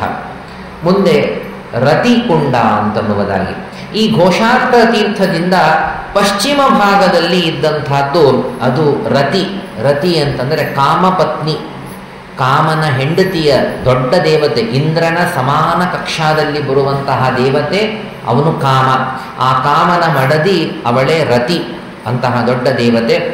ಆ ರತಿಯ ಕುಂಡ, ಇಲ್ಲಿ ಸ್ನಾನವನ್ನು ವಿಶೇಷವಾಗಿ ಮಾಡುವುದರಿಂದಾಗಿ ಒಳ್ಳೆ ಕಾಂತಿಯನ್ನು ಇಲ್ಲಿ ಪಡಿತಾರೆ ಅನ್ನುವ ಮಾತನ್ನು ಹೇಳುತ್ತಾರೆ. ಇಂತಹ ರತಿಕುಂಡದಲ್ಲಿ ರತಿಕುಂಡ ಯಥಾ ವಿಪ್ರ ಕುಸುಮಾಯುಧ ಕುಂಡಕ್ಕೆ ಮುಂದೆ ಕುಸುಮಾಯುಧ ಕುಂಡ ಅಂತ ಮತ್ತೊಂದು ಕುಂಡವಿದೆ. ಅಲ್ಲೇ ಹತ್ತಿರದಲ್ಲೇನೆ ಕುಸುಮಾಯುಧ, ಕುಸುಮವೇ ಆಯುಧವಾಗಿ ಇರುವ ದೇವತೆ ಅಂದರೆ ಕಾಮ. ಅಂತಹ ಕಾಮ ಅವನೇ ತಾನು, ಅಂದರೆ ಕಾಮ ರತಿಪತಿ. ಅಂತಹ ರತಿ ಕಾಮ ಇವರಿಬ್ಬರ ಕುಂಡಗಳು ಕೂಡ ಅಲ್ಲಿ ಇದೆ. ಈ ಕುಂಡದ್ವಯೇತ್ರ ಮಿಥುನಂ ಯತ್ಸ್ನಾನಂ ಕುರುತೆ ಕಿಲ ರತಿ ಕಾಮೋ ಇವ. ಗಂಡ ಹೆಂಡತಿಯ ಎರಡು ಕುಂಡಗಳಲ್ಲೇ ಹತ್ತಿರದಲ್ಲೇ ಇದೆ, ರತಿ ಹಾಗೂ ಕಾಮ. ಅವರಿಬ್ಬರ ಕುಂಡದಲ್ಲಿ ಯಾರು ಸ್ನಾನವನ್ನು ಮಾಡ್ತಾರೆ ವಿಶೇಷವಾಗಿ ಅವರು ಒಳ್ಳೆ ಸೌಂದರ್ಯವನ್ನ ಚೆನ್ನಾಗಿ ಅವರಿಬ್ಬರ ಅನುಗ್ರಹಕ್ಕೆ ಪಾತ್ರರಾಗ್ತಾರೆ ಅಂತನ್ನುವುದಾಗಿ ಇಲ್ಲಿ ಹೇಳ್ತಾರೆ. ಅಂತಹದ್ದು ಮಾಘ ಮಾಸದಲ್ಲಿ ವಿಶೇಷವಾಗಿ ಅದರ ಸ್ನಾನದ ಒಂದು ಫಲವಿದೆ. ಆ ನಂತರ ವಿಶೇಷ ಅವರ ಅನುಗ್ರಹವನ್ನು ಪಡೆಯಬಹುದು ಅಂತ ಹೇಳ್ತಾ, ಈ ರತಿಕುಂಡ ಅಥವಾ ಕಾಮಕುಂಡ ಅದರ ಪಶ್ಚಿಮ ದಿಕ್ಕಿನಲ್ಲಿ ಮಂತ್ರೇಶ್ವರ ಅಂತ ಒಂದು ಕುಂಡವಿದೆ. ಮಂತ್ರೇಶ್ವರ ಅಂತ, ಈ ಮಂತ್ರೇಶ್ವರನಲ್ಲಿ ಸ್ನಾನ ಮಾಡಿದರೆ ಅವರಿಗೆ ಹೇಳ್ತಾರೆ ತಿರುಗಿನೇ ಬರೋದಿಲ್ಲವಂತೆ. ಅಷ್ಟು ಅಂದರೆ ಮತ್ತೊಮ್ಮೆ ಅವರಿಗೆ ಸಂಸಾರವೇ ಇಲ್ಲ, ಅಷ್ಟು ಪುಣ್ಯದ ಪ್ರಾಪ್ತಿ, ಪಾಪದ ನಾಶ, ಕ್ರಮವಾಗಿ ಮೋಕ್ಷಕ್ಕೆ ಅವರು ಹೋಗ್ತಾರೆ. ಅಂತಹದ್ದು ಮಂತ್ರೇಶ್ವರ ಅಂತನ್ನುವಂತಹ ತೀರ್ಥ ಇದು. ಇದರ ಹಿನ್ನೆಲೆ ಯಾಕೆ ಹೀಗೆ ಮಂತ್ರೇಶ್ವರ ಅಂತನ್ನುವ ಹೆಸರು ಬಂತು ಅಂದರೆ ಅದಕ್ಕೆ ಕಾರಣವನ್ನು ಹೇಳುತ್ತಾರೆ. ಭಗವಂತ ಶ್ರೀರಾಮಚಂದ್ರನಾಗಿ ಅವತಾರ ಮಾಡಿದ ಭೂಮಿ ಇದು. ಅವತಾರ ಮಾಡಿದ ಪರಮಾತ್ಮ ಅವತಾರ ಮಾಡಿದ ಮೇಲೆ ತಾನು ವಿಧಾಯ ಅಮಲ ಕರ್ಮಕೃತ ಕಾಲೇನ ಸಹ ಸಂಗಮ್ಯ ಮಂತ್ರಂ ಚಕ್ರೇ ನರೇಶ್ವರ. ಆ ಪರಮಾತ್ಮ ತಾನು ಇಲ್ಲಿ ಮಂತ್ರಣ ವಿಮರ್ಶೆಯನ್ನ ಒಂದು ಮೀಟಿಂಗ್ ಅನ್ನ ಮಾಡಿದಂಥದ್ದು. ಮಂತ್ರೇಶ್ವರ ಈಶ್ವರನಾದ ರಾಮ ಎಲ್ಲಿ ಮಂತ್ರಣವನ್ನು ಮಾಡಿದ ಅದು ಮಂತ್ರೇಶ್ವರ. ತತ್ರೈವ ಸ್ಥಾಪಿತಂ ಲಿಂಗಂ. ಅದೇ ಕಡೆಗೇನೆ ಪರಮಾತ್ಮ ಶ್ರೀರಾಮಚಂದ್ರ ರುದ್ರದೇವರ ಸ್ಥಾಪನೆಯನ್ನು ಮಾಡಿದಾನಂತ. ಹೇಗೆ ರಾಮೇಶ್ವರದಲ್ಲಿ ರಾಮಚಂದ್ರ ದೇವರು ಲಿಂಗಂ ಪ್ರತಿಷ್ಠಾಪಯತಿ ವೃಣೋತ್ಯಸುರತೋವರಾನ್ ಅಂತೆಲ್ಲ ಮಾತನ್ನು ನಿರ್ಣಯದಲ್ಲಿ ಹೇಳ್ತಾರೆ. ರಾಮೇಶ್ವರದಲ್ಲಿ ರಾಮಚಂದ್ರ ದೇವರು ರುದ್ರದೇವರ ಸ್ಥಾಪನೆಯನ್ನ ಮಾಡಿದರು. ಅದರಂತೆ ಇಲ್ಲೂ ಕೂಡ ಅಯೋಧ್ಯಾದಲ್ಲೂ ಕೂಡ ತಾವು ಮಂತ್ರಣ ಮಾಡಿ ರುದ್ರದೇವರನ್ನು ಸ್ಥಾಪನೆ ಮಾಡಿದಂತಹ ಯಾವ ಒಂದು ಸ್ಥಳವೋ ಅದೇನೆ ಆ ಮಂತ್ರೇಶ್ವರ ಅಂತನ್ನುವ ಲಿಂಗ ಎಲ್ಲಿ ಸ್ಥಾಪನೆ ಮಾಡಿದರೋ ಅದರ ಉತ್ತರ ಭಾಗದಲ್ಲಿ ಒಂದು ಸರೋವರ ಇದೆ. ಮಂತ್ರೇಶ್ವರನಾದ ರುದ್ರದೇವರು ದೇವರು ಹೌದು, ರುದ್ರದೇವರು ಹೌದು. ಆ ರುದ್ರದೇವರ ಉತ್ತರ ಭಾಗದಲ್ಲಿ ಒಂದು ಸರೋವರ, ಒಂದು ಕುಂಡ, ಅದು ಮಂತ್ರೇಶ್ವರ ಅಂತನ್ನುವ ಹೆಸರಿನಿಂದ ಪ್ರಸಿದ್ಧವಾಗತ್ತೆ. ಅಲ್ಲಿ ಸ್ನಾನ ದಾನ ಇತ್ಯಾದಿಗಳೆಲ್ಲವೂ ಕೂಡ ವಿಶೇಷ ಫಲಕಾರಿಯಾದಂತಹದ್ದು. ಚೈತ್ರ ಶುಕ್ಲ ಚತುರ್ದಶಿಯ ದಿನ ಇಲ್ಲಿ ಯಾತ್ರೆ ಮಾಡಬೇಕಂತೆ. ತುಂಬಾ ಫಲವನ್ನ ಅದು ನೀಡತ್ತೆ. ಮಂತ್ರೇಶ್ವರನ ಆ ದೇವರ ಆ ಸರೋವರದ ಮಹಿಮೆಯನ್ನ ಯಾರೂ ವರ್ಣನೆ ಮಾಡಲಿಕ್ಕೆ ಸಾಧ್ಯವಿಲ್ಲ. ಮಂತ್ರೇಶ್ವರಕ್ಕೆ ಸಮಾನವಾದ ರುದ್ರದೇವರ ಸನ್ನಿಧಾನ ಮತ್ತೊಂದು ಕಡೆಗೆ ಇಲ್ಲ. ಇಷ್ಟೆಲ್ಲ ಮಹಿಮೆಗಳನ್ನ ಇಲ್ಲಿ ಹೇಳುತ್ತಾರೆ. ಹಾಗೆ ಆ ರುದ್ರದೇವರ ಪೂಜೆಯನ್ನು ಕೂಡ ಮಾಡಬೇಕು. ತತ್ರೈವ ಉತ್ತರ ಭಾಗೇತು ಶೀತಲ. ಅಲ್ಲೇ ಹತ್ತಿರದಲ್ಲೇನೆ ಒಂದು ಶೀತಲಾದೇವಿ ಇದ್ದಾಳೆ. ಶೀತಲಾದೇವಿ, ಅವಳನ್ನು ಕೂಡ ವಿಶೇಷವಾಗಿ ಪೂಜೆಯನ್ನು ಮಾಡಬೇಕು. ಉತ್ತರ ಭಾಗದಲ್ಲಿ ರುದ್ರದೇವರ ಉತ್ತರ ಭಾಗದಲ್ಲಿ ಶೀತಲಾದೇವಿ, ಅವಳನ್ನು ವಿಶೇಷವಾಗಿ ಅಲ್ಲಿ ಪೂಜೆಯನ್ನು ಮಾಡಬೇಕು. ಸೋಮವಾರದ ದಿನ ವಿಶೇಷವಾಗಿ ಪೂಜೆಯನ್ನು ಮಾಡಬೇಕು. ಅವಳ ಉತ್ತರ ಭಾಗದಲ್ಲಿ ಬಂದಿ ಅಂತನ್ನುವಂತಹ ಒಬ್ಬ ದೇವಿ, ಅವಳನ್ನು ಕೂಡ ವಿಶೇಷವಾಗಿ ಪೂಜೆಯನ್ನು ಮಾಡಬೇಕು. ಯಾರಾದರೂ ಬಂದಿ ಶಬ್ದವೇ ಇದೆ, ಯಾರಾದರೂ ತಾವು ಏನೋ ಒಂದು ಚಿಂತೆಗೆ ಒಳಗಾಗಿದ್ದರೆ, ಬಂಧನಕ್ಕೆ ಒಳಗಾಗಿದ್ದರೆ, ಅದಕ್ಕೆ ಶೃಂಖಲ ನಿಗಡಾದಿಬಿಹಿ, ಯಾರನ್ನು ಕಟ್ಟಿಬಿಟ್ಟಿದ್ರೆ, ಜೈಲಲ್ಲಿ ಹಾಕಿದರೆ, ನಾನಾ ತರಹದ ಬಂಧನಗಳು ಇತ್ತು ಅಂತಂದ್ರೆ ಆ ಬಂಧನದಿಂದ ಮುಕ್ತರಾಗ್ತಾರೆ ಈ ಬಂದಿಯನ್ನು ಸ್ಮರಣೆ ಮಾಡಿದ ಮಾತ್ರಕ್ಕೆ. ಬಂದಿಯ ಸ್ಮರಣೆ ಮಾಡಿದ ಮಾತ್ರಕ್ಕೆ ಕ್ಷಣದಲ್ಲಿ ಮುಕ್ತರಾಗ್ತಾರಂತೆ. ಅಂಥ ಮಹಾತಾಯಿ ಅಯೋಧ್ಯೆಯಲ್ಲೇ ಬಂದಿ ಅಂತನ್ನುವ ಆ ರೂಪದಿಂದ ಇಲ್ಲಿ ಇದ್ದಾಳೆ ಅಂತನ್ನುವ ಮಾತನ್ನು ಕೂಡ ನಾವು ಕಾಣ್ತೀವಿ. ವಿಶೇಷವಾಗಿ ಬ್ರಾಹ್ಮಣ ಭೋಜನಾದಿಗಳನ್ನು ಕೂಡ ಅಲ್ಲಿ ಮಾಡಿಸಬೇಕು. ಅದರ ಉತ್ತರದಲ್ಲಿ ಚುಡಕಿ ಅಂತನ್ನುವಂತಹ ಒಂದು ದೇವಿಯ ದೇವಾಲಯ. ಮತ್ತೆ ಪ್ರಾಯಃ ಇವರೆಲ್ಲರೂ ಕೂಡ ದುರ್ಗಾದೇವಿಯ ಪರಿವಾರಭೂತರಾದಂತಹ ದೇವತೆಗಳು. ಹೇಗೆ ಲಂಕಿನಿ ಲಂಕಾಕ್ಕೆ ತದ್ವತ ಪರಿವಾರಭೂತರಾದ ದೇವತೆಗಳಿರಬಹುದು, ಪಾರ್ವತಿಯ ರೂಪಾಂತರಗಳು ಕೂಡ ಇರಲು ಸಾಧ್ಯವಿದೆ. ಅಂತೂ ನಮ್ಯರು ಆ ರೀತಿಯಲ್ಲಿ ಚುಡಕಿ ಎನ್ನುವಂತಹ ಒಂದು ರೂಪ. ಕಾರ್ಯಗಳು ಸಂದಿಗ್ಧವಾಗಿ ಇದ್ದರೆ ಏನು ಮಾಡಬೇಕು, ಗೊಂದಲವಾಗ್ತಾ ಇದೆ, ಬೇಕೋ ಬೇಡವೋ, ಮಾಡಬೇಕೋ ಮಾಡಬಾರದೋ, ಕೆಲವು ಸಲ ಈ ಥರದ ಅವಸ್ಥೆಗಳು ಬರುತ್ತಿರ್ತದೆ. ನೆನಪಿಟ್ಟುಕೊಳ್ಳೋಣ ಇದನ್ನು. ಚುಡಕಿ ಎನ್ನುವಂತಹ ದೇವಿಯನ್ನು ಸ್ಮರಣೆ ಮಾಡಿಬಿಟ್ರೆ ಆ ಸಂದರ್ಭದಲ್ಲಿ ಕಾರ್ಯ ನಿಶ್ಚಯವಾಗಿ ಬಿಡುತ್ತದೆ. ಇದಮದೋವ ಅಂತನ್ನುವ ಗೊಂದಲ, ಟ್ವಿನ್ ಮೈಂಡ್ಸ್ ನಮ್ಮ ಮನಸ್ಸಿನ ಕೆಲವು ಸಲ ಬರ್ತಿರ್ತದೆ. ಅಂಥ ಸಂದರ್ಭದಲ್ಲಿ ಆ ಹೆಸಿಟೇಷನ್ ಬರಬೇಕಾದಾಗ ಈ ತಾಯಿಯ ಸ್ಮರಣೆ ಮಾಡಿಬಿಟ್ರೆ ಎಲ್ಲ ತರಹದ ಸಂದೇಹಗಳು ಹೋಗುತ್ತೆ, ಕಾರ್ಯ ನಿಶ್ಚಯವಾಗದು. ಇದನ್ನೇ ಮಾಡಬೇಕು ಅಂತನ್ನುವ ದಾರ್ಢ್ಯ ಬರ್ತದೆ, ಅದರಂತೆ ಕಾರ್ಯಗಳು ನಮ್ಮದು ಸಿದ್ಧವಾಗುತ್ತೆ. ಹೌದು ಹೌದು, ಕಾಳಿ ಅಂತನೂ ದುರ್ಗಾದೇವಿಯ ಹೆಸರೇ. ದುರ್ಗಾದೇವಿ ಅಗ್ರೆ ತಸ್ಯಾಹ ಕಾರ್ಯ ನೃಭಿ ಅಂಗುಷ್ಠತೋಧ್ವನಿ. ಹೀಗೆ ಆ ರೀತಿಯಲ್ಲಿ ಅವಳ ಪೂಜೆಯನ್ನು ಕೂಡ ಮಾಡಬೇಕು. ಅದರ ಹೊರಗೆ ಮಹಾರತ್ನ ಅಂತ ಒಂದು ಪೂರ್ವ ದಿಗ್ಭಾಗದಲ್ಲಿ ಮಹಾರತ್ನ ಅಂತ ಒಂದು ತೀರ್ಥ ಇದೆ. ಇನ್ನು ತೀರ್ಥಗಳ ಬಗ್ಗೆ ಮತ್ತೆ ಹೇಳ್ತಾರೆ. ಮಹಾರತ್ನ ಅಂತನ್ನುವ ತೀರ್ಥ ಎಲ್ಲಿ ಸ್ನಾನ ಮಾಡುವುದರಿಂದಾಗಿ ವಿಶೇಷವಾಗಿ ಸಿದ್ಧಿ ಇದೆ ಅಂತಹ ಒಂದು ತೀರ್ಥ ಅದು. ಮಹಾರತ್ನ ಅಂತನ್ನುವ ಹೆಸರು ಅದಕ್ಕೆ ಬಂದಂತಹದ್ದು. ನಾರೀಭಿನ ವಿಪ್ರರ್ಷೆ ಕರ್ತವ್ಯ ಜಾಗರೋತ್ಸವ, ಎಲ್ಲರೂ ಜಾಗರವನ್ನು ವಿಶೇಷವಾಗಿ ಮಾಡಿ ಸ್ನಾನವನ್ನು ಮಾಡಬೇಕು ಅಂತಹದ್ದು ಒಂದು ಮಹಾರತ್ನ ಅಂತನ್ನುವಂತಹ ತೀರ್ಥ. ಮಹಾರತ್ನ ತೀರ್ಥದ ನೈಋತ್ಯ ಭಾಗದಲ್ಲಿ ದುರ್ಭರ ಅಂತನ್ನುವ ಒಂದು ತೀರ್ಥ ಇದೆ, ಮತ್ತೊಂದು ದುರ್ಭರ ಅಂತ ಒಂದು ತೀರ್ಥ. ಈ ದುರ್ಭರ ಅಂತ ಮತ್ತು ಮಹಾಭರ ಅಂತನ್ನುವಂತಹ ತೀರ್ಥ, ಅಲ್ಲೆಲ್ಲ ಸ್ನಾನವನ್ನು ಮಾಡಬೇಕು. ಅಲ್ಲೆಲ್ಲ ಸ್ನಾನವನ್ನು ಮಾಡಿ ರುದ್ರದೇವರ ಪೂಜೆಯನ್ನು ಕೂಡ ಈ ಎರಡೂ ತೀರ್ಥಗಳಲ್ಲಿ, ದುರ್ಭರ ಮಹಾಭರ ಅನ್ನುವ ಎರಡೂ ತೀರ್ಥಗಳಲ್ಲಿ ರುದ್ರದೇವರ ವಿಶೇಷವಾದಂತಹ ಪೂಜೆಯನ್ನು ಮಾಡಬೇಕು. ಹೀಗೆ ಮಾಡೋದರಿಂದ ಶಿವಲೋಕದಲ್ಲೇ ವಾಸ, ಒಳ್ಳೆಯ ಪುಣ್ಯದ ಪ್ರಾಪ್ತಿ. ಭಾದ್ರಪದ ಕೃಷ್ಣ ಚತುರ್ದಶಿಯ ದಿನ ವಿಶೇಷವಾಗಿ ಅಲ್ಲಿ ಶಿವಪೂಜೆಯನ್ನು ಅಲ್ಲಿ ಮಾಡಬೇಕು ಅಂತನ್ನುವುದಾಗಿ ಇಲ್ಲಿ ಹೇಳ್ತಾರೆ. ಇಂತಹದ್ದು ಆ ಎರಡು ತೀರ್ಥಗಳು. ಮುಂದಿನ ತೀರ್ಥ ಅತಃ ಪರಂ ಪ್ರವಕ್ಷ್ಯಾಮಿ ತೀರ್ಥಂ ಅನ್ಯತ್ ಶುಭಾವಹಂ. ಮುಂದೆ ಮಹಾವಿದ್ಯಾ ಅಂತ ಒಂದು ತೀರ್ಥ. ಅಲ್ಲಿಂದ ದುರ್ಭರ ತೀರ್ಥದ ಈಶಾನ್ಯ ಭಾಗದಲ್ಲಿರುವಂತಹ ಒಂದು ತೀರ್ಥ ಅಂದರೆ ಮಹಾವಿದ್ಯಾ ಅಂತ. ಈ ಮಹಾವಿದ್ಯಾ ಅಂತಂದ್ರೇನೆ ಒಂದು ನೆನಪಾಗತ್ತೆ. ಪ್ರಾಯ ಈ ಸಂಗತಿ ಅನೇಕರಿಗೆ ಗೊತ್ತಿರಬಹುದು. ನಮ್ಮ ದೇಶದ ಒಂದು ಶ್ರೀಮಂತಿಕೆ ಎಂಥದ್ದು ಅಂದರೆ, ಬರೀ ಹಿಂದೆ ನಮ್ಮ ದೇಶ ಹೇಗಿತ್ತು ಅಂದರೆ ಸೋನೆ ಕಿ ಚಿಡಿಯಾ ಅಂತ ಒಂದು ಮಾತನ್ನು ಕೇಳ್ತಿದ್ವಿ. ನಮ್ಮ ಭಾರತ ಹೇಗಿತ್ತು ಅಂದರೆ ಸೋನೆ ಕಿ ಚಿಡಿಯಾ ಇತ್ತು. ಇದು ಪ್ರಸಿದ್ಧ ಮಾತು. ಅದನ್ನು ಪಾಶ್ಚಾತ್ಯರು ಬಂದರು, ಮುಘಲರು ಬಂದರು, ಎಲ್ಲರೂ ಬಂದು ಅಂತೂ ಸಾಕಷ್ಟು ಅವರಿಗೆ ಕಂಡ ಸಂಪತ್ತು ಅಂತಂದರೆ ಬಂಗಾರನೋ ಮತ್ತೊಂದು ಅದನ್ನು ತಗೊಂಡು ಹೋದರು. ನಮ್ಮ ಸಂಪತ್ತು ಅಷ್ಟೇ ಅಲ್ಲ, ನಮ್ಮ ಸಂಪತ್ತು ಎಷ್ಟು ಅದ್ಭುತವಾಗಿ ಅದನ್ನೂ ಹಾಳು ಮಾಡೋ ಪ್ರಯತ್ನ ಮಾಡಿದ್ದಾರೆ ಅವರು ಅನ್ನೋದು ವಾಸ್ತವ. ನಮ್ಮ ಸಂಪತ್ತು ಬರೀ ಬಂಗಾರ, ಬೆಳ್ಳಿ ಅಥವಾ ಇತ್ಯಾದಿ ಧನ ಮಾತ್ರವಲ್ಲ, ನಮ್ಮ ಸಂಪತ್ತು ಶಾಸ್ತ್ರದಲ್ಲಿ ಇದೆ. ಶಾಸ್ತ್ರವೇ ದೊಡ್ಡ ಸಂಪತ್ತು ನಮ್ಮಲ್ಲಿ. ತಪಸ್ಸು ಸಂಪತ್ತು, ತೀರ್ಥಗಳು ನಮ್ಮದು ಸಂಪತ್ತು.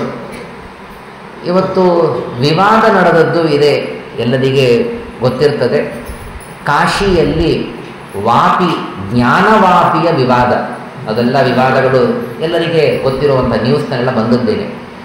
ಹೆಸರು ವಾಪಿ ಅಂದರೆ ಒಂದು ಭಾವಿ ಅಂತ ಇಷ್ಟೇ ಅರ್ಥ. ವಾಪಿ ಅಂದರೆ ಭಾವಿ, ಜ್ಞಾನದ ಭಾವಿ ಅಂತ. ಕಾಶಿಯ ಬಗ್ಗೆ ಇನ್ನೂ ಒಂದು ಇವತ್ತಿಗೂ ಇದೆ ಪ್ರಸಿದ್ಧಿಯದು, ಕೆಲಸಗಳು ಹಾಗೆ ನಡೀತಾನೂ ಇದೆ. ಕಾಶಿ ಅಂತಂದರೆ ವಿದ್ಯೆಗಾಗಿ ಇರುವಂತಹದ್ದು ಕಾಶಿ. ಕಾಶಿ ಆಚಾರ್ಯರೇ ಸತ್ಯ ಸಂಕಲ್ಪರ ಕಾಲದಲ್ಲಿ ನಾವೆಲ್ಲ ಕೇಳ್ತೀವಿ. ಕಾಶಿ ತಿಮ್ಮಣ್ಣಾಚಾರ್ಯರು ವ್ಯಾಖ್ಯಾನಕಾರರು, ಕಾಶಿಕಾ ವ್ಯಾಖ್ಯಾನವಿದೆ, ಕಾಶಿ ಟಿಪ್ಪಣಿ ಇದೆ ಕಾಶಿಕಾಚಾರ್ಯರದು. ಅನೇಕರು, ಕೇವಲ ಮಾತ್ರವಲ್ಲ, ಯಾದವಾರ್ಯರ ವಿಷಯದಲ್ಲೂ ಕೇಳ್ತೀವಿ. ಅನೇಕ ಜನ, ಅನೇಕ ಜ್ಞಾನಿವರೇಣ್ಯರು ತಾವು ವಿದ್ಯೆಯನ್ನು ಪಡೆಯುವುದಕ್ಕೆ ಕಾಶಿಗೆ ಹೋಗಿ ಬಂದ ಉಲ್ಲೇಖಗಳು ಇವೆ. ಒಳ್ಳೆ ನ್ಯಾಯಶಾಸ್ತ್ರ ಅಧ್ಯಯನ ಮಾಡ್ಬೇಕು, ಕಾಶಿಗೆ ಹೋಗಿ. ನೀವು ಮತ್ತೊಂದು ಅಧ್ಯಯನ ಮಾಡ್ಬೇಕು, ಕಾಶಿಗೆ ಹೋಗಿ. ಏನು ಕಾಶಿ ಅಂದರೆ ವಿದ್ಯೆಯ ತವರು ಮನೆ, ಅದು ಸರಸ್ವತಿಯ ಪ್ರದೇಶ ಅದು. ಅಲ್ಲ, ಕಾಶಿಗೆ ಯಾಕಿಷ್ಟು ವಿಶೇಷವಾದಂತಹ ಸ್ಥಾನ ಸಿಗುತ್ತು? ಅದೇನದು ಕೊಂಡ್ಕೊಂಡು ಬಿಡುತ್ತಾ ವಿದ್ಯೆಯನ್ನು? ಎಲ್ಲಿ ನೋಡಿದಲ್ಲೂ ಕಾಶಿ ಕಾಶಿ, ಕಾಶಿಗೆ ಹೋಗಿ ಬಂದ್ರಾ ಓ ಅಂದ್ರೆ ಅದೇನೋ ವಿಶೇಷ ಅನ್ನುವಂತೆ ಇದೆ. ಯಾಕೆ ಅಂತಂದರೆ ಈ ಏನು ಭಾವಿ ಇದೆ, ಜ್ಞಾನದ ವಾಪಿ, ಆ ಜ್ಞಾನವಾಪಿಯ ವೈಶಿಷ್ಟ್ಯ ಅಂತ ಕಾಶಿಯಲ್ಲಿ ಹಳೆಯವರು ಹೇಳುವಂತಹ ಮಾತು. ಆ ಬಾವಿಯಲ್ಲಿ ಸ್ನಾನ ಮಾಡಿ ಬಾವಿಯ ನೀರನ್ನು ಕುಡಿದರೆ ಎಂಥ ಮದಡನಾದರೂ ಪ್ರಬುದ್ಧಿವಂತನಾಗ್ತಾನಂತೆ. ಇದು ನಮಗೆ ಸಿಕ್ಕಂತಹ ದೊಡ್ಡ ಆಸ್ತಿ. ಇದು ದೊಡ್ಡ ಆಸ್ತಿ ಇದು ಕಾಶಿಯ ವಾಪಿ. ಅದನ್ನು ಏನು ಹಾಳು ಮಾಡಿರೋದು? ದುಃಖವಾಗತ್ತೆ, ಸಿಟ್ಟು ಬರ್ತದೆ, ಉರಿ ಬರ್ತದೆ ನಿಜವಾಗ್ಲೂ ಕೂಡ. ಅದನ್ನು ಪರಕೀಯರು ತಮ್ಮ ಕಾಲು ತೊಳ್ಕೊಳ್ಳೋ ನೀರು ಮಾಡಿ ಇಟ್ಟದ. ಜ್ಞಾನವಾಪಿಯ ಬಗ್ಗೆ ವಿವಾದಗಳೆಲ್ಲ ತಮಗೆಲ್ಲ ಗೊತ್ತಿರ್ತದೆ, ಹೆಚ್ಚಿಗೆ ಹೇಳಬೇಕಾದದ್ದಿಲ್ಲ. ಯಾರು ಮಾಡಿದ್ರು ಅಂತ ಸಿದ್ಧನೆ ತಮಗೆಲ್ಲ. ಕಾಲು ತೊಳ್ಕೊಳ್ಳುವ ಒಂದು ಬಾವಿ ಅಂತ ಮಾಡಿ ಇದನ್ನು ಹಾಳು ಮಾಡಿದರು. ಅದನ್ನು ಸ್ನಾನ ಮಾಡಿ ಕುಡಿಯುವಂತಹ ನೀರು ಎಂಥವರು ಕುಡಿದರೂ ಕೂಡ ಪ್ರಚಂಡ ಬುದ್ಧಿವಂತರಾಗ್ತಾ ಇದ್ದದ್ದು, ಅದನ್ನು ಹಾಳು ಮಾಡಿದರು ಈ ಜನಗಳು. ಈಗ ತಿರುಗಿ ಮತ್ತೆ ಅದು ನಮ್ಮ ಪರವಾಗಿ ಆಗ್ತಾ ಇದೆ ಅಂತ ಅನ್ನೋದು ಇರಲಿ. ಆದರೆ ಎಂಥೆಂತಹ ತೀರ್ಥಗಳಿದೆ ನಮ್ಮಲ್ಲಿ. ನೀರು ಕುಡೀರಿ ಸಾಕು, ಉತ್ತಮವಾದಂತಹ ಜ್ಞಾನ ಬರ್ತದೆ. ಸ್ನಾನ ಮಾಡಿ ಸಾಕು, ಜನ್ಮಾಂತರಗಳ ಪಾಪಗಳು ಹೋಗುತ್ತೆ. ಇಂಥ ನಮ್ಮ ತೀರ್ಥಗಳೇ ನಮ್ಮ ದೊಡ್ಡ ಆಸ್ತಿ ಇದೆ. ಇದು ಹಣ ಬಂಗಾರ ಅದು ಒಂದು ಕಡೆಗೆ, ಅದು ಇತ್ತು. ಇದು ಅತ್ಯದ್ಭುತವಾದಂತಹದ್ದು. ಇದು ಇದು ಯಾರಿಗೆ ಸಿಗುತ್ತೆ? ಮಾಡಿ ಇನ್ನೂ ಒಂದನ್ನು ನೋಡೋಣಂತೆ. ಇಂಥ ತೀರ್ಥವನ್ನು ಜ್ಞಾನವಾಪಿಯಂತೆ ಎಷ್ಟು ದೊಡ್ಡ ಬಾವಿಯಾದರೂ ತೋಡ್ಲಿ ಸಿಗೋದಿಲ್ಲ. ಅದು ನೀರು ಬರಬಹುದೇ ಹೊರತು ಇಂಥ ನೀರು ಸಿಗತ್ತಾ? ಇದು ನಮ್ಮ ದೇವಾಧಿದೇವತೆಗಳ ಋಷಿ ಮುನಿಗಳಿಂದ ಬಂದಂತಹ ದೊಡ್ಡ ಆಸ್ತಿ ನಮಗೆ, ನಮ್ಮ ಭಾರತೀಯರಿಗೆ. ಹಾಳಾಗ್ತಾ ಇದೆ ಇವತ್ತು, ಚರಂಡಿಗಳಾಗ್ತಾ ಇದೆ. ಇಂಥಿಂಥ ತೀರ್ಥಗಳು ಯಾವ ನೀರು ಕೊಡುದರೆ ಅದ್ಭುತವಾದ ಫಲಗಳು ಸಿಗತ್ತೆ. ಇದೆಲ್ಲ ಪ್ರಸಂಗ ಸ್ವಲ್ಪ ಭಾವನಾ ಪರವಶನಾಗೂ ಹೇಳ್ತಾ ಇದ್ದೀನಿ.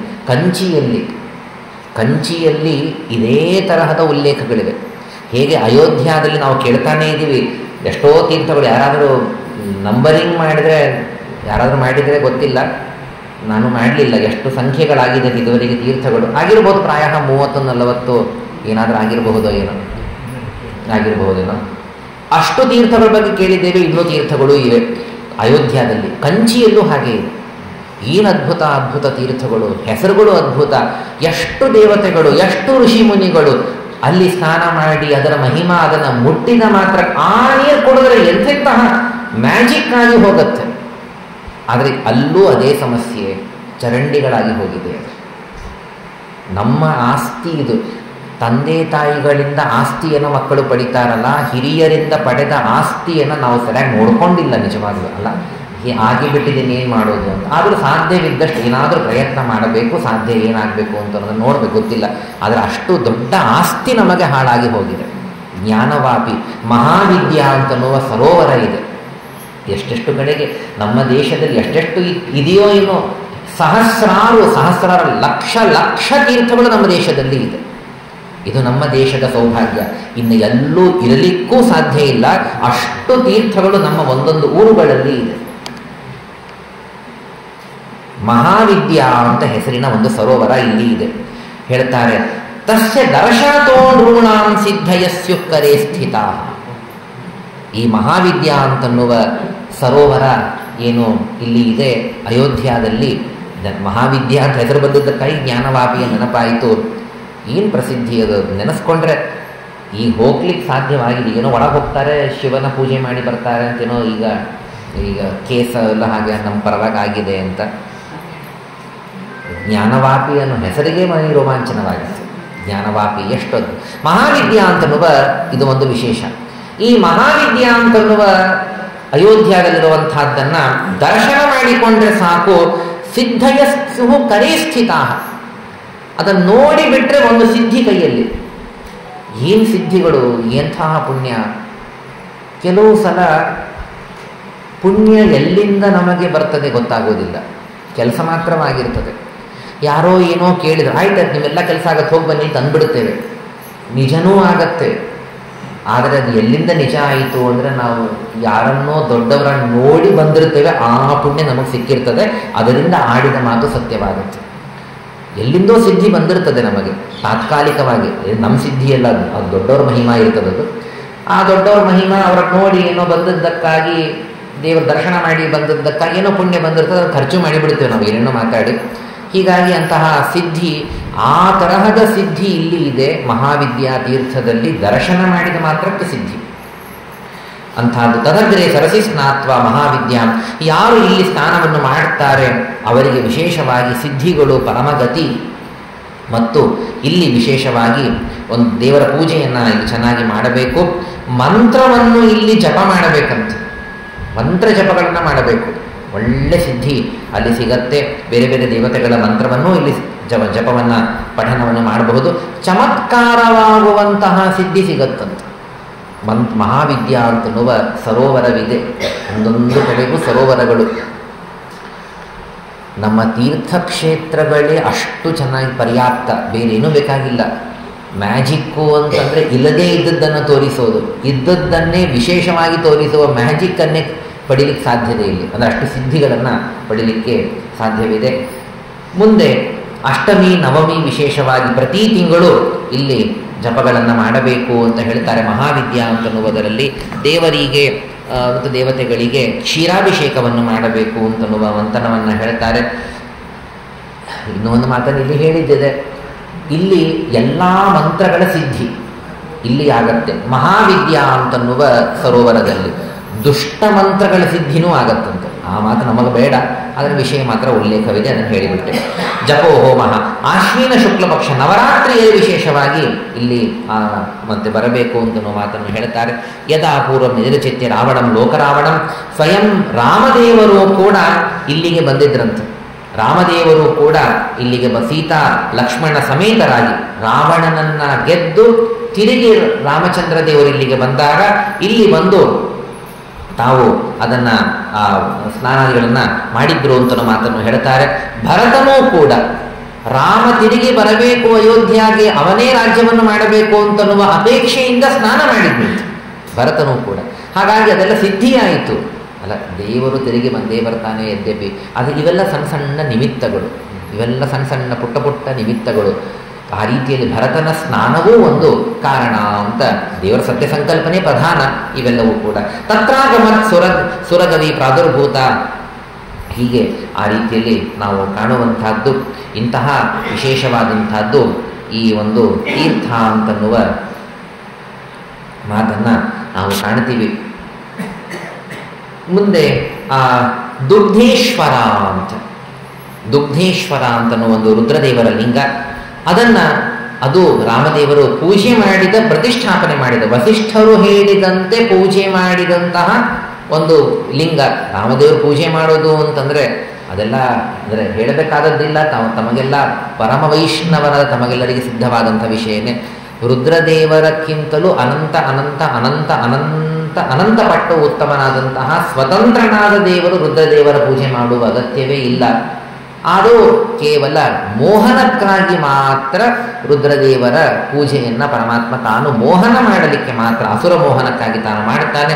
ಹಾಗೆ ದುಗ್ಧೇಶ್ವರ ಅಂತನ್ನುವ ರುದ್ರದೇವರ ಪೂಜೆಯನ್ನು ವಸಿಷ್ಠರು ಹೇಳಿದಂತೆ ರಾಮಚಂದ್ರ ದೇವರು ಮಾಡಿದರು, ಲೋಕಮೋಹನಕ್ಕಾಗಿ. ಸೀತೆಯಿಂದಲೂ ಕೂಡ ಆ ಒಂದು ಪೂಜೆ ಆಯಿತು ಅನ್ನುವುದಕ್ಕಾಗಿ ಸೀತಾಕುಂಡ ಅಂತನ್ನುವುದಾಗಿ ಇದಕ್ಕೂ ಹೆಸರಂತೆ, ಸೀತಾಕುಂಡ ಅಂತ. ಆ ಸೀತಾಕುಂಡ ಅಲ್ಲಿ ಸ್ನಾನವನ್ನು ಮಾಡಿ ದುಗ್ಧೇಶ್ವರನನ್ನ ಪೂಜೆಯನ್ನ ಮಾಡಬೇಕು ಅಂತನ್ನುವ ಮಾತನ್ನು ಹೇಳ್ತಾರೆ. ಈ ರೀತಿ ದುಗ್ಧೇಶ್ವರ ಅನ್ನುವಂತಹದ್ದು ಒಂದು, ಸೀತಾಕುಂಡ ಅಂತನ್ನುವುದಾಗಿ ಹೆಸರು. ಅದರ ಪಶ್ಚಿಮ ದಿಕ್ಕಿನಲ್ಲಿ ಹನುಮತ್ ಕುಂಡ ಅಂತ, ಅದರ ಪಶ್ಚಿಮ ದಿಕ್ಕಿನಲ್ಲಿ ಹನುಮತ್ ಕುಂಡ ಅಂತ, ಅದರ ಮತ್ತೆ ಪಶ್ಚಿಮ ದಿಕ್ಕಿನಲ್ಲಿ ವಿಭೀಷಣ ಕುಂಡ ಅಂತನ್ನುವುದಾಗಿ. ಅವರೆಲ್ಲರೂ ಕುಂಡಗಳ ಸರೋವರಗಳ, ಇನ್ನು ಸರೋವರ ನಿರ್ಮಾಣ ಮಾಡುವುದು ಅಷ್ಟು ಸುಲಭ ಇತ್ತೋ ಏನೋ ಗೊತ್ತಿಲ್ಲ ಆಗಿನ ಕಾಲದಲ್ಲಿ. ತೀರ್ಥಗಳ ನಿರ್ಮಾಣ ಅಂತಂದ್ರೆ ಅದು ಹೇಗೆ ನಿರ್ಮಾಣ ಮಾಡುತ್ತಿದ್ರೋ ಏನೋ. ಒಬ್ಬೊಬ್ಬರು ಒಂದೊಂದು ಸರೋವರ, ಒಬ್ಬೊಬ್ಬರು ಒಂದೊಂದು ಮನಿ ಮಾಡಿಕೊಂಡಂತೆ ಒಬ್ಬೊಬ್ಬರು ಒಂದೊಂದು ಸರೋವರಗಳನ್ನು ಮಾಡಿಕೊಂಡು ಬಿಟ್ಟಿದ್ದಾರೆ. ಎಷ್ಟು ಸರೋವರಗಳಿದೆ, ಎಷ್ಟು ಸರೋವರಗಳು. ಆ ರೀತಿಯಲ್ಲಿ ತಯೋ ಸ್ನಾನೇನ ದಾನೇನ, ಆ ಹನುಮತ್ ಕೊಂಡ ಹಾಗೂ ವಿಭೀಷಣ ಕೊಂಡ ಇವೆರಡರಲ್ಲಿ ಸ್ನಾನವನ್ನು ಮಾಡುವುದರಿಂದ, ರಾಮದೇವರ ಪೂಜೆಯನ್ನು ಮಾಡೋದರಿಂದ ಎಲ್ಲ ತರಹದ ಸಿದ್ಧಿಗಳೆಲ್ಲವೂ ಕೂಡ ಸಿಗತ್ತೆ, ಎಲ್ಲ ಅಪೇಕ್ಷಿತವಾದಂತಹ ಫಲವೂ ಕೂಡ ಸಿಗತ್ತೆ ಅಂತನ್ನುವುದನ್ನು ಇಲ್ಲಿ ಹೇಳ್ತಾರೆ. ಇಂತಹ ರೀತಿಯಲ್ಲಿ ಇರುವಂತಹದ್ದು. ಮುಂದೆ ಅಯೋಧ್ಯೆಯ ವಿಶೇಷವಾದಂತಹ ಮಹಿಮೆಯನ್ನು ಹೇಳ್ತಾರೆ. ಯಾವ ಮಹಿಮಾ ಕೇಳೋದರಿಂದಲೇನೆ ಪಾಪಗಳಿಂದ ಮೋಕ್ಷ, ಪಾಪಗಳಿಂದ ಮುಕ್ತಿ, ಅಂತಹ ಅಯೋಧ್ಯೆಯ ಮಹಿಮೆಯನ್ನೇ ವಿಶೇಷವಾಗಿ ವಸಿಷ್ಠರು ಹೇಳ್ತಾರೆ. ಅಯೋಧ್ಯೆಯ ಮಹಿಮಾ ಇದಂ ಗುಹ್ಯತರಂ ಕ್ಷೇತ್ರಂ ಅಯೋಧ್ಯಾಭಿದಮುತ್ತಮಂ ಸರ್ವೇಷಾಮಿವ ಭೂತಾನಾಂ ಹೇತು ಮೋಕ್ಷಸ್ಯ ಸರ್ವದಾ. ವಸಿಷ್ಠರು ಹೇಳುವ ಅಯೋಧ್ಯ ಮಾಹಾತ್ಮ್ಯ ಇನ್ನು ಮುಂದಿನದು. ಇಲ್ಲಿ ತನಕ ಕೇಳಿದ್ದು ಅಯೋಧ್ಯಾದ್ಯ ಮಹಿಮಾ, ಆದರೆ ಒಂದೊಂದು ಅದರಲ್ಲಿರುವ ತೀರ್ಥಗಳ ಮಹಿಮೆಯನ್ನು ಕೇಳ್ತಾ ಇದ್ವಿ. ಇನ್ನು ಮುಂದೆ ತೀರ್ಥಗಳ ಮಹಿಮಾನೂ ಇದೆ. ಮುಂದೆ ವಿಶೇಷವಾಗಿ ವಸಿಷ್ಠರು ಒಂದು ಕ್ಷೇತ್ರದ ಮಹಿಮೆಯನ್ನು ಹೇಳ್ತಾರೆ.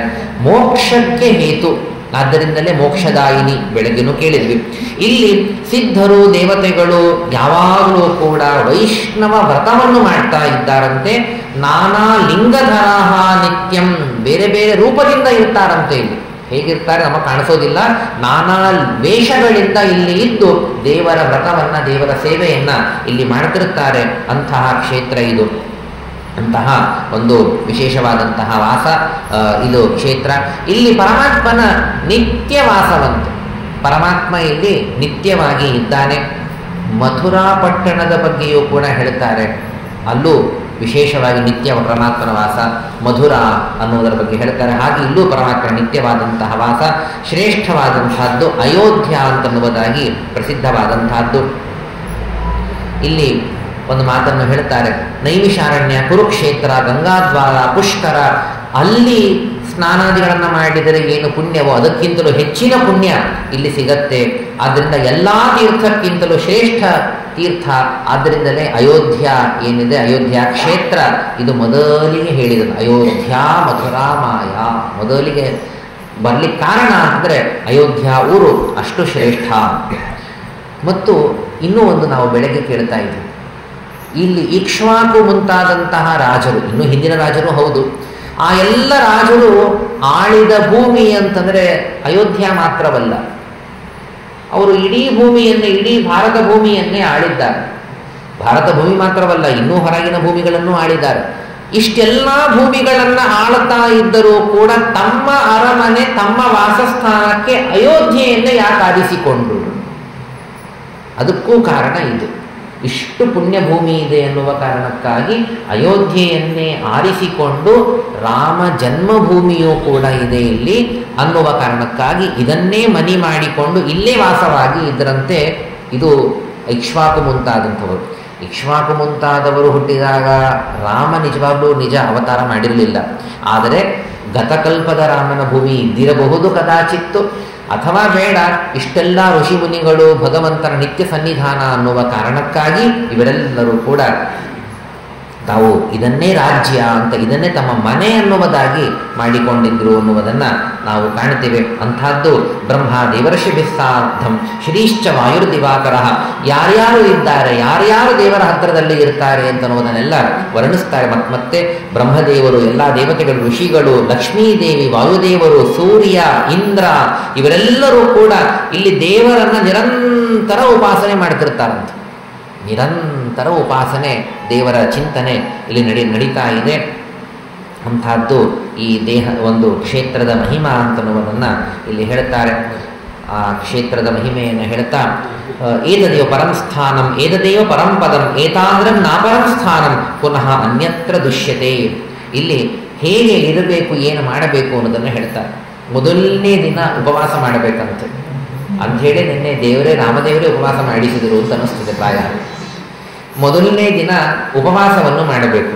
ಪ್ರಥಮೇ ಅಹನಿ ಕರ್ತವ್ಯ ಉಪವಾಸೋ ಯಥಾತ್ಮಭಿಹಿ, ಉಪವಾಸ ಮಾಡಬೇಕು. ಆ ನಿಯಮೇನ ಸ್ನಾನ ದಾನ ಮಾಡಬೇಕು. ಉಪವಾಸ ಅಂತಂದ್ರೆ ಏನು, ಅದಕ್ಕೆ ಅರ್ಥ ಹೇಳ್ತಾರೆ ನೋಡಿ. ಉಪವಾಸ ಅಂತನ್ನುವ ಶಬ್ದಕ್ಕೆ ಸ್ಕಂದ ಪುರಾಣ ಅರ್ಥ ಹೇಳುತ್ತೆ. ಉಪವಾಸ ಅಂತಂದ್ರೆ ಆಹಾರ ಸ್ವೀಕಾರ ಮಾಡದೆ ಇದ್ದು ಬಿಡೋದು ಉಪವಾಸ ಅಂತ. ಇದು ಒಂದು ಅರ್ಥ ಇದೆ. ಈ ಅರ್ಥ ಬರಲಿಕ್ಕೆ ಕಾರಣವೇ ಮುಖ್ಯವಾದ ಅರ್ಥ.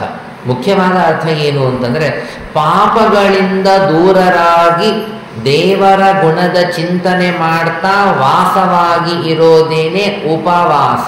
ಅಂತಂದ್ರೆ ಉಪಾವೃತ್ತ ಪಾಪೈಹಿ, ಪಾಪಗಳಿಂದ ದೂರವಾಗಿ ನಾನಿನ್ನ ಪಾಪ ಮಾಡೋದಿಲ್ಲ, ಸಿಟ್ಟು ಮಾಡುವುದಿಲ್ಲ, ನಾನು ಯಾರಿಗೂ ನಿಂದ ಮಾಡುವುದಿಲ್ಲ ಅನ್ನುವ ರೀತಿಯಿಂದ ಶುದ್ಧವಾಗಿ ಇದ್ದು ದೇವರ ಗುಣಗಳನ್ನೇ ಮನಸ್ಸಿನಲ್ಲಿಟ್ಟುಕೊಂಡು ವಾಸ ಮಾಡುವುದೇ ಉಪವಾಸ. ಶಬ್ದಾರ್ಥ ಎಷ್ಟು ಚೆನ್ನಾಗಿ ಪುರಾಣ ವ್ಯಾಖ್ಯಾನ ಮಾಡುತ್ತೆ. ಸರ್ವಭೋಗ ವಿವರ್ಜಿತ, ಹೀಗೆ ಉಪಾಸನವನ್ನು ಮಾಡಿ ಚಕ್ರತೀರ್ಥದಲ್ಲಿ ಉಪವಾಸ ದಿನನೇ ಸ್ನಾನ ಮಾಡಬೇಕಂತ. ಆಮೇಲೆ ಮುಂದೆ ದೇವರನ್ನು ಕಂಡು ಸ್ವರ್ಗದ್ವಾರಕ್ಕೆ ಹೋಗಿ ಸ್ನಾನ ಮಾಡಬೇಕು. ಆಮೇಲೆ ಕ್ಷೌರ ಮಾಡಿಕೊಳ್ಳಬೇಕು. ಆಮೇಲೆ ಧರ್ಮಹರಿ ಅಲ್ಲಿ ದರ್ಶನ ಮಾಡಿಕೊಳ್ಳಬೇಕು. ಪಾಪಮೋಚನ ತೀರ್ಥಕ್ಕೆ ಹೋಗಿ ಅಲ್ಲಿ ಸ್ನಾನ ಮಾಡಬೇಕು. ಋಣಮೋಚನ ತೀರ್ಥಕ್ಕೆ ಹೋಗಿ ಅಲ್ಲಿ ಸ್ನಾನ ಮಾಡಬೇಕು. ಸಹಸ್ರಧಾರ, ಇವೆಲ್ಲ ಬೆಳಗ್ಗೆ ಕೇಳಿದ್ದೇವೆ. ಇವೆಲ್ಲ ತೀರ್ಥಗಳು ಅದರ ಮಹಿಮೆಯನ್ನು ಕೇಳಿದ್ದೇವೆ. ಕ್ರಮ ಹೇಳಿಕೊಡ್ತಾರೆ ವಸಿಷ್ಠರು. ಎಲ್ಲಿಂದ ಸ್ಟಾರ್ಟ್ ಮಾಡಬೇಕು, ಹೇಗೆ ಹೋಗಬೇಕು ಅಂತನ್ನುವುದನ್ನೆಲ್ಲ ವಸಿಷ್ಠರು ಹೇಳಿಕೊಡ್ತಾರೆ. ಹೆಸರು ಮಾತ್ರ ಮತ್ತೊಮ್ಮೆ ಓದ್ತಾ ಹೋಗ್ಬಿಡುತ್ತೇನೆ, ಸ್ಮರಣೆಗೆ ಬರ್ತದೆ, ಪುಣ್ಯ ಬರ್ತದೆ. ವಿಶೇಷವಾಗಿ ಪಾಪಮೋಚನ, ಋಣಮೋಚನ, ಸಹಸ್ರಧಾರ, ಅಲ್ಲಿ ಶೇಷನನ್ನು ಪೂಜೆ ಮಾಡಬೇಕು. ಚಂದ್ರಹರಿ, ಧರ್ಮಹರಿ, ಚಕ್ರಹರಿ, ಬ್ರಹ್ಮಕುಂಡ, ಮಹಾವಿದ್ಯ, ಅಲ್ಲಿ ರಾತ್ರಿ ಜಾಗರಣೆಯನ್ನು ಮಾಡಬೇಕು. ಟೈಮಿಂಗ್ಸು ಹಾಕಿ ಕೊಡ್ತಾರೆ. ಎಲ್ಲೆಲ್ಲಿ ಎಷ್ಟೆಷ್ಟು ಕಡೆ ಸ್ನಾನ ಮಾಡಬೇಕು, ಯಾವತ್ತು ಜಾಗರಣೆ ಮಾಡಬೇಕು ಎಲ್ಲ ಹೇಳಿಕೊಡ್ತಾರೆ ವಸಿಷ್ಠರು. ಹೀಗೆ ಯಾತ್ರೆಯನ್ನು ಮಾಡಿ ಅಂತ. ಆಮೇಲೆ ಮುಂದೆ ಅವತ್ತು ರಾತ್ರಿ ಜಾಗರಣೆ ಮಾಡಿ ಬೆಳಗ್ಗೆ ಬೇಗನೆ ಎದ್ದು ಸ್ವರ್ಗದ್ವಾರಕ್ಕೆ ಹೋಗಬೇಕು, ಅಲ್ಲಿ ಸ್ನಾನ ಮಾಡಬೇಕು, ಅಲ್ಲಿ ಶ್ರಾದ್ದ ಮಾಡಬೇಕಂತೆ. ಸ್ವರ್ಗದ್ವಾರ ತೀರ್ಥದಲ್ಲಿ ಶ್ರಾದ್ದವನ್ನು ಮಾಡಬೇಕು. ಆಮೇಲೆ ಮುಂದೆ ಅಲ್ಲಿ ವಿಷ್ಣುವನ್ನ ಚೆನ್ನಾಗಿ ಪೂಜಿಸಿ ದಂಪತಿಗಳಿಗೆ ಭೋಜನವನ್ನು ಹಾಕಬೇಕು, ವಸ್ತ್ರಾದಿಗಳಿಂದ ಪೂಜಿಸಬೇಕು. ಆ ನಂತರದಲ್ಲಿ ಮುಂದೆ ಮರುದಿವಸ ರುಕ್ಮಿಣಿ ತೀರ್ಥಕ್ಕೆ ಹೋಗಬೇಕು. ಇವೇ ಮೊದಲಾದ ಅನೇಕ ತೀರ್ಥಗಳು ಏನು ಸಾಲಾಗಿ ಕೇಳಿದ್ದೇವೆ, ಆ ಎಲ್ಲ ತೀರ್ಥಗಳಲ್ಲಿ ಹೋಗಿ ಸ್ನಾನವನ್ನು ಮಾಡಬೇಕು. ಸ್ನಾನವನ್ನು ಮಾಡಿ ಆಮೇಲೆ ಪೂರ್ಣ ಎಲ್ಲ ತೀರ್ಥಗಳ ಸ್ನಾನ ಆದ ಮೇಲೆ ನಮ್ಮ ಯಾತ್ರೆಯನ್ನು ಮುಗಿಸಬೇಕಂತೆ. ಧರ್ಮಶಾಸ್ತ್ರದಲ್ಲಿ ಹೇಳ್ತಾರೆ, ಯಾವುದೇ ಊರಿನ ಯಾತ್ರೆ ಅಂದರೆ ಕನಿಷ್ಠ 3 ದಿನ ಅಂತ. ಹೆಚ್ಚು ಉತ್ತಮನೇ, ಆದರೆ ತುಂಬ ಮಿನಿಮಮ್ ಅಂದರೆ 3 ದಿನ ಅಂತ. ಯಾವುದೇ ಪ್ರದೇಶಕ್ಕೆ, ಯಾವುದೇ ಕ್ಷೇತ್ರಕ್ಕೆ ಹೋದರೆ 1 ದಿನದ ಯಾತ್ರೆ ಅಂತ ಇಲ್ಲವೇ ಇಲ್ಲ. ಒಂದು ಆಮೇಲೆ ಪ್ರಾಯ ತೀರ್ಥಕ್ಷೇತ್ರಗಳಿಗೆ ಹೋದರೆ ಮೊದಲನೇ ದಿನ ಉಪವಾಸ ಮಾಡಬೇಕಂತೆ. ಉಪವಾಸ ಅಂತಂದರೆ ಆಹಾರ ತ್ಯಾಗ ಜತೆಗೆ ಪಾಪತ್ಯಾಗ, ಪಾಪಗಳನ್ನು ಮಾಡಬಾರದು.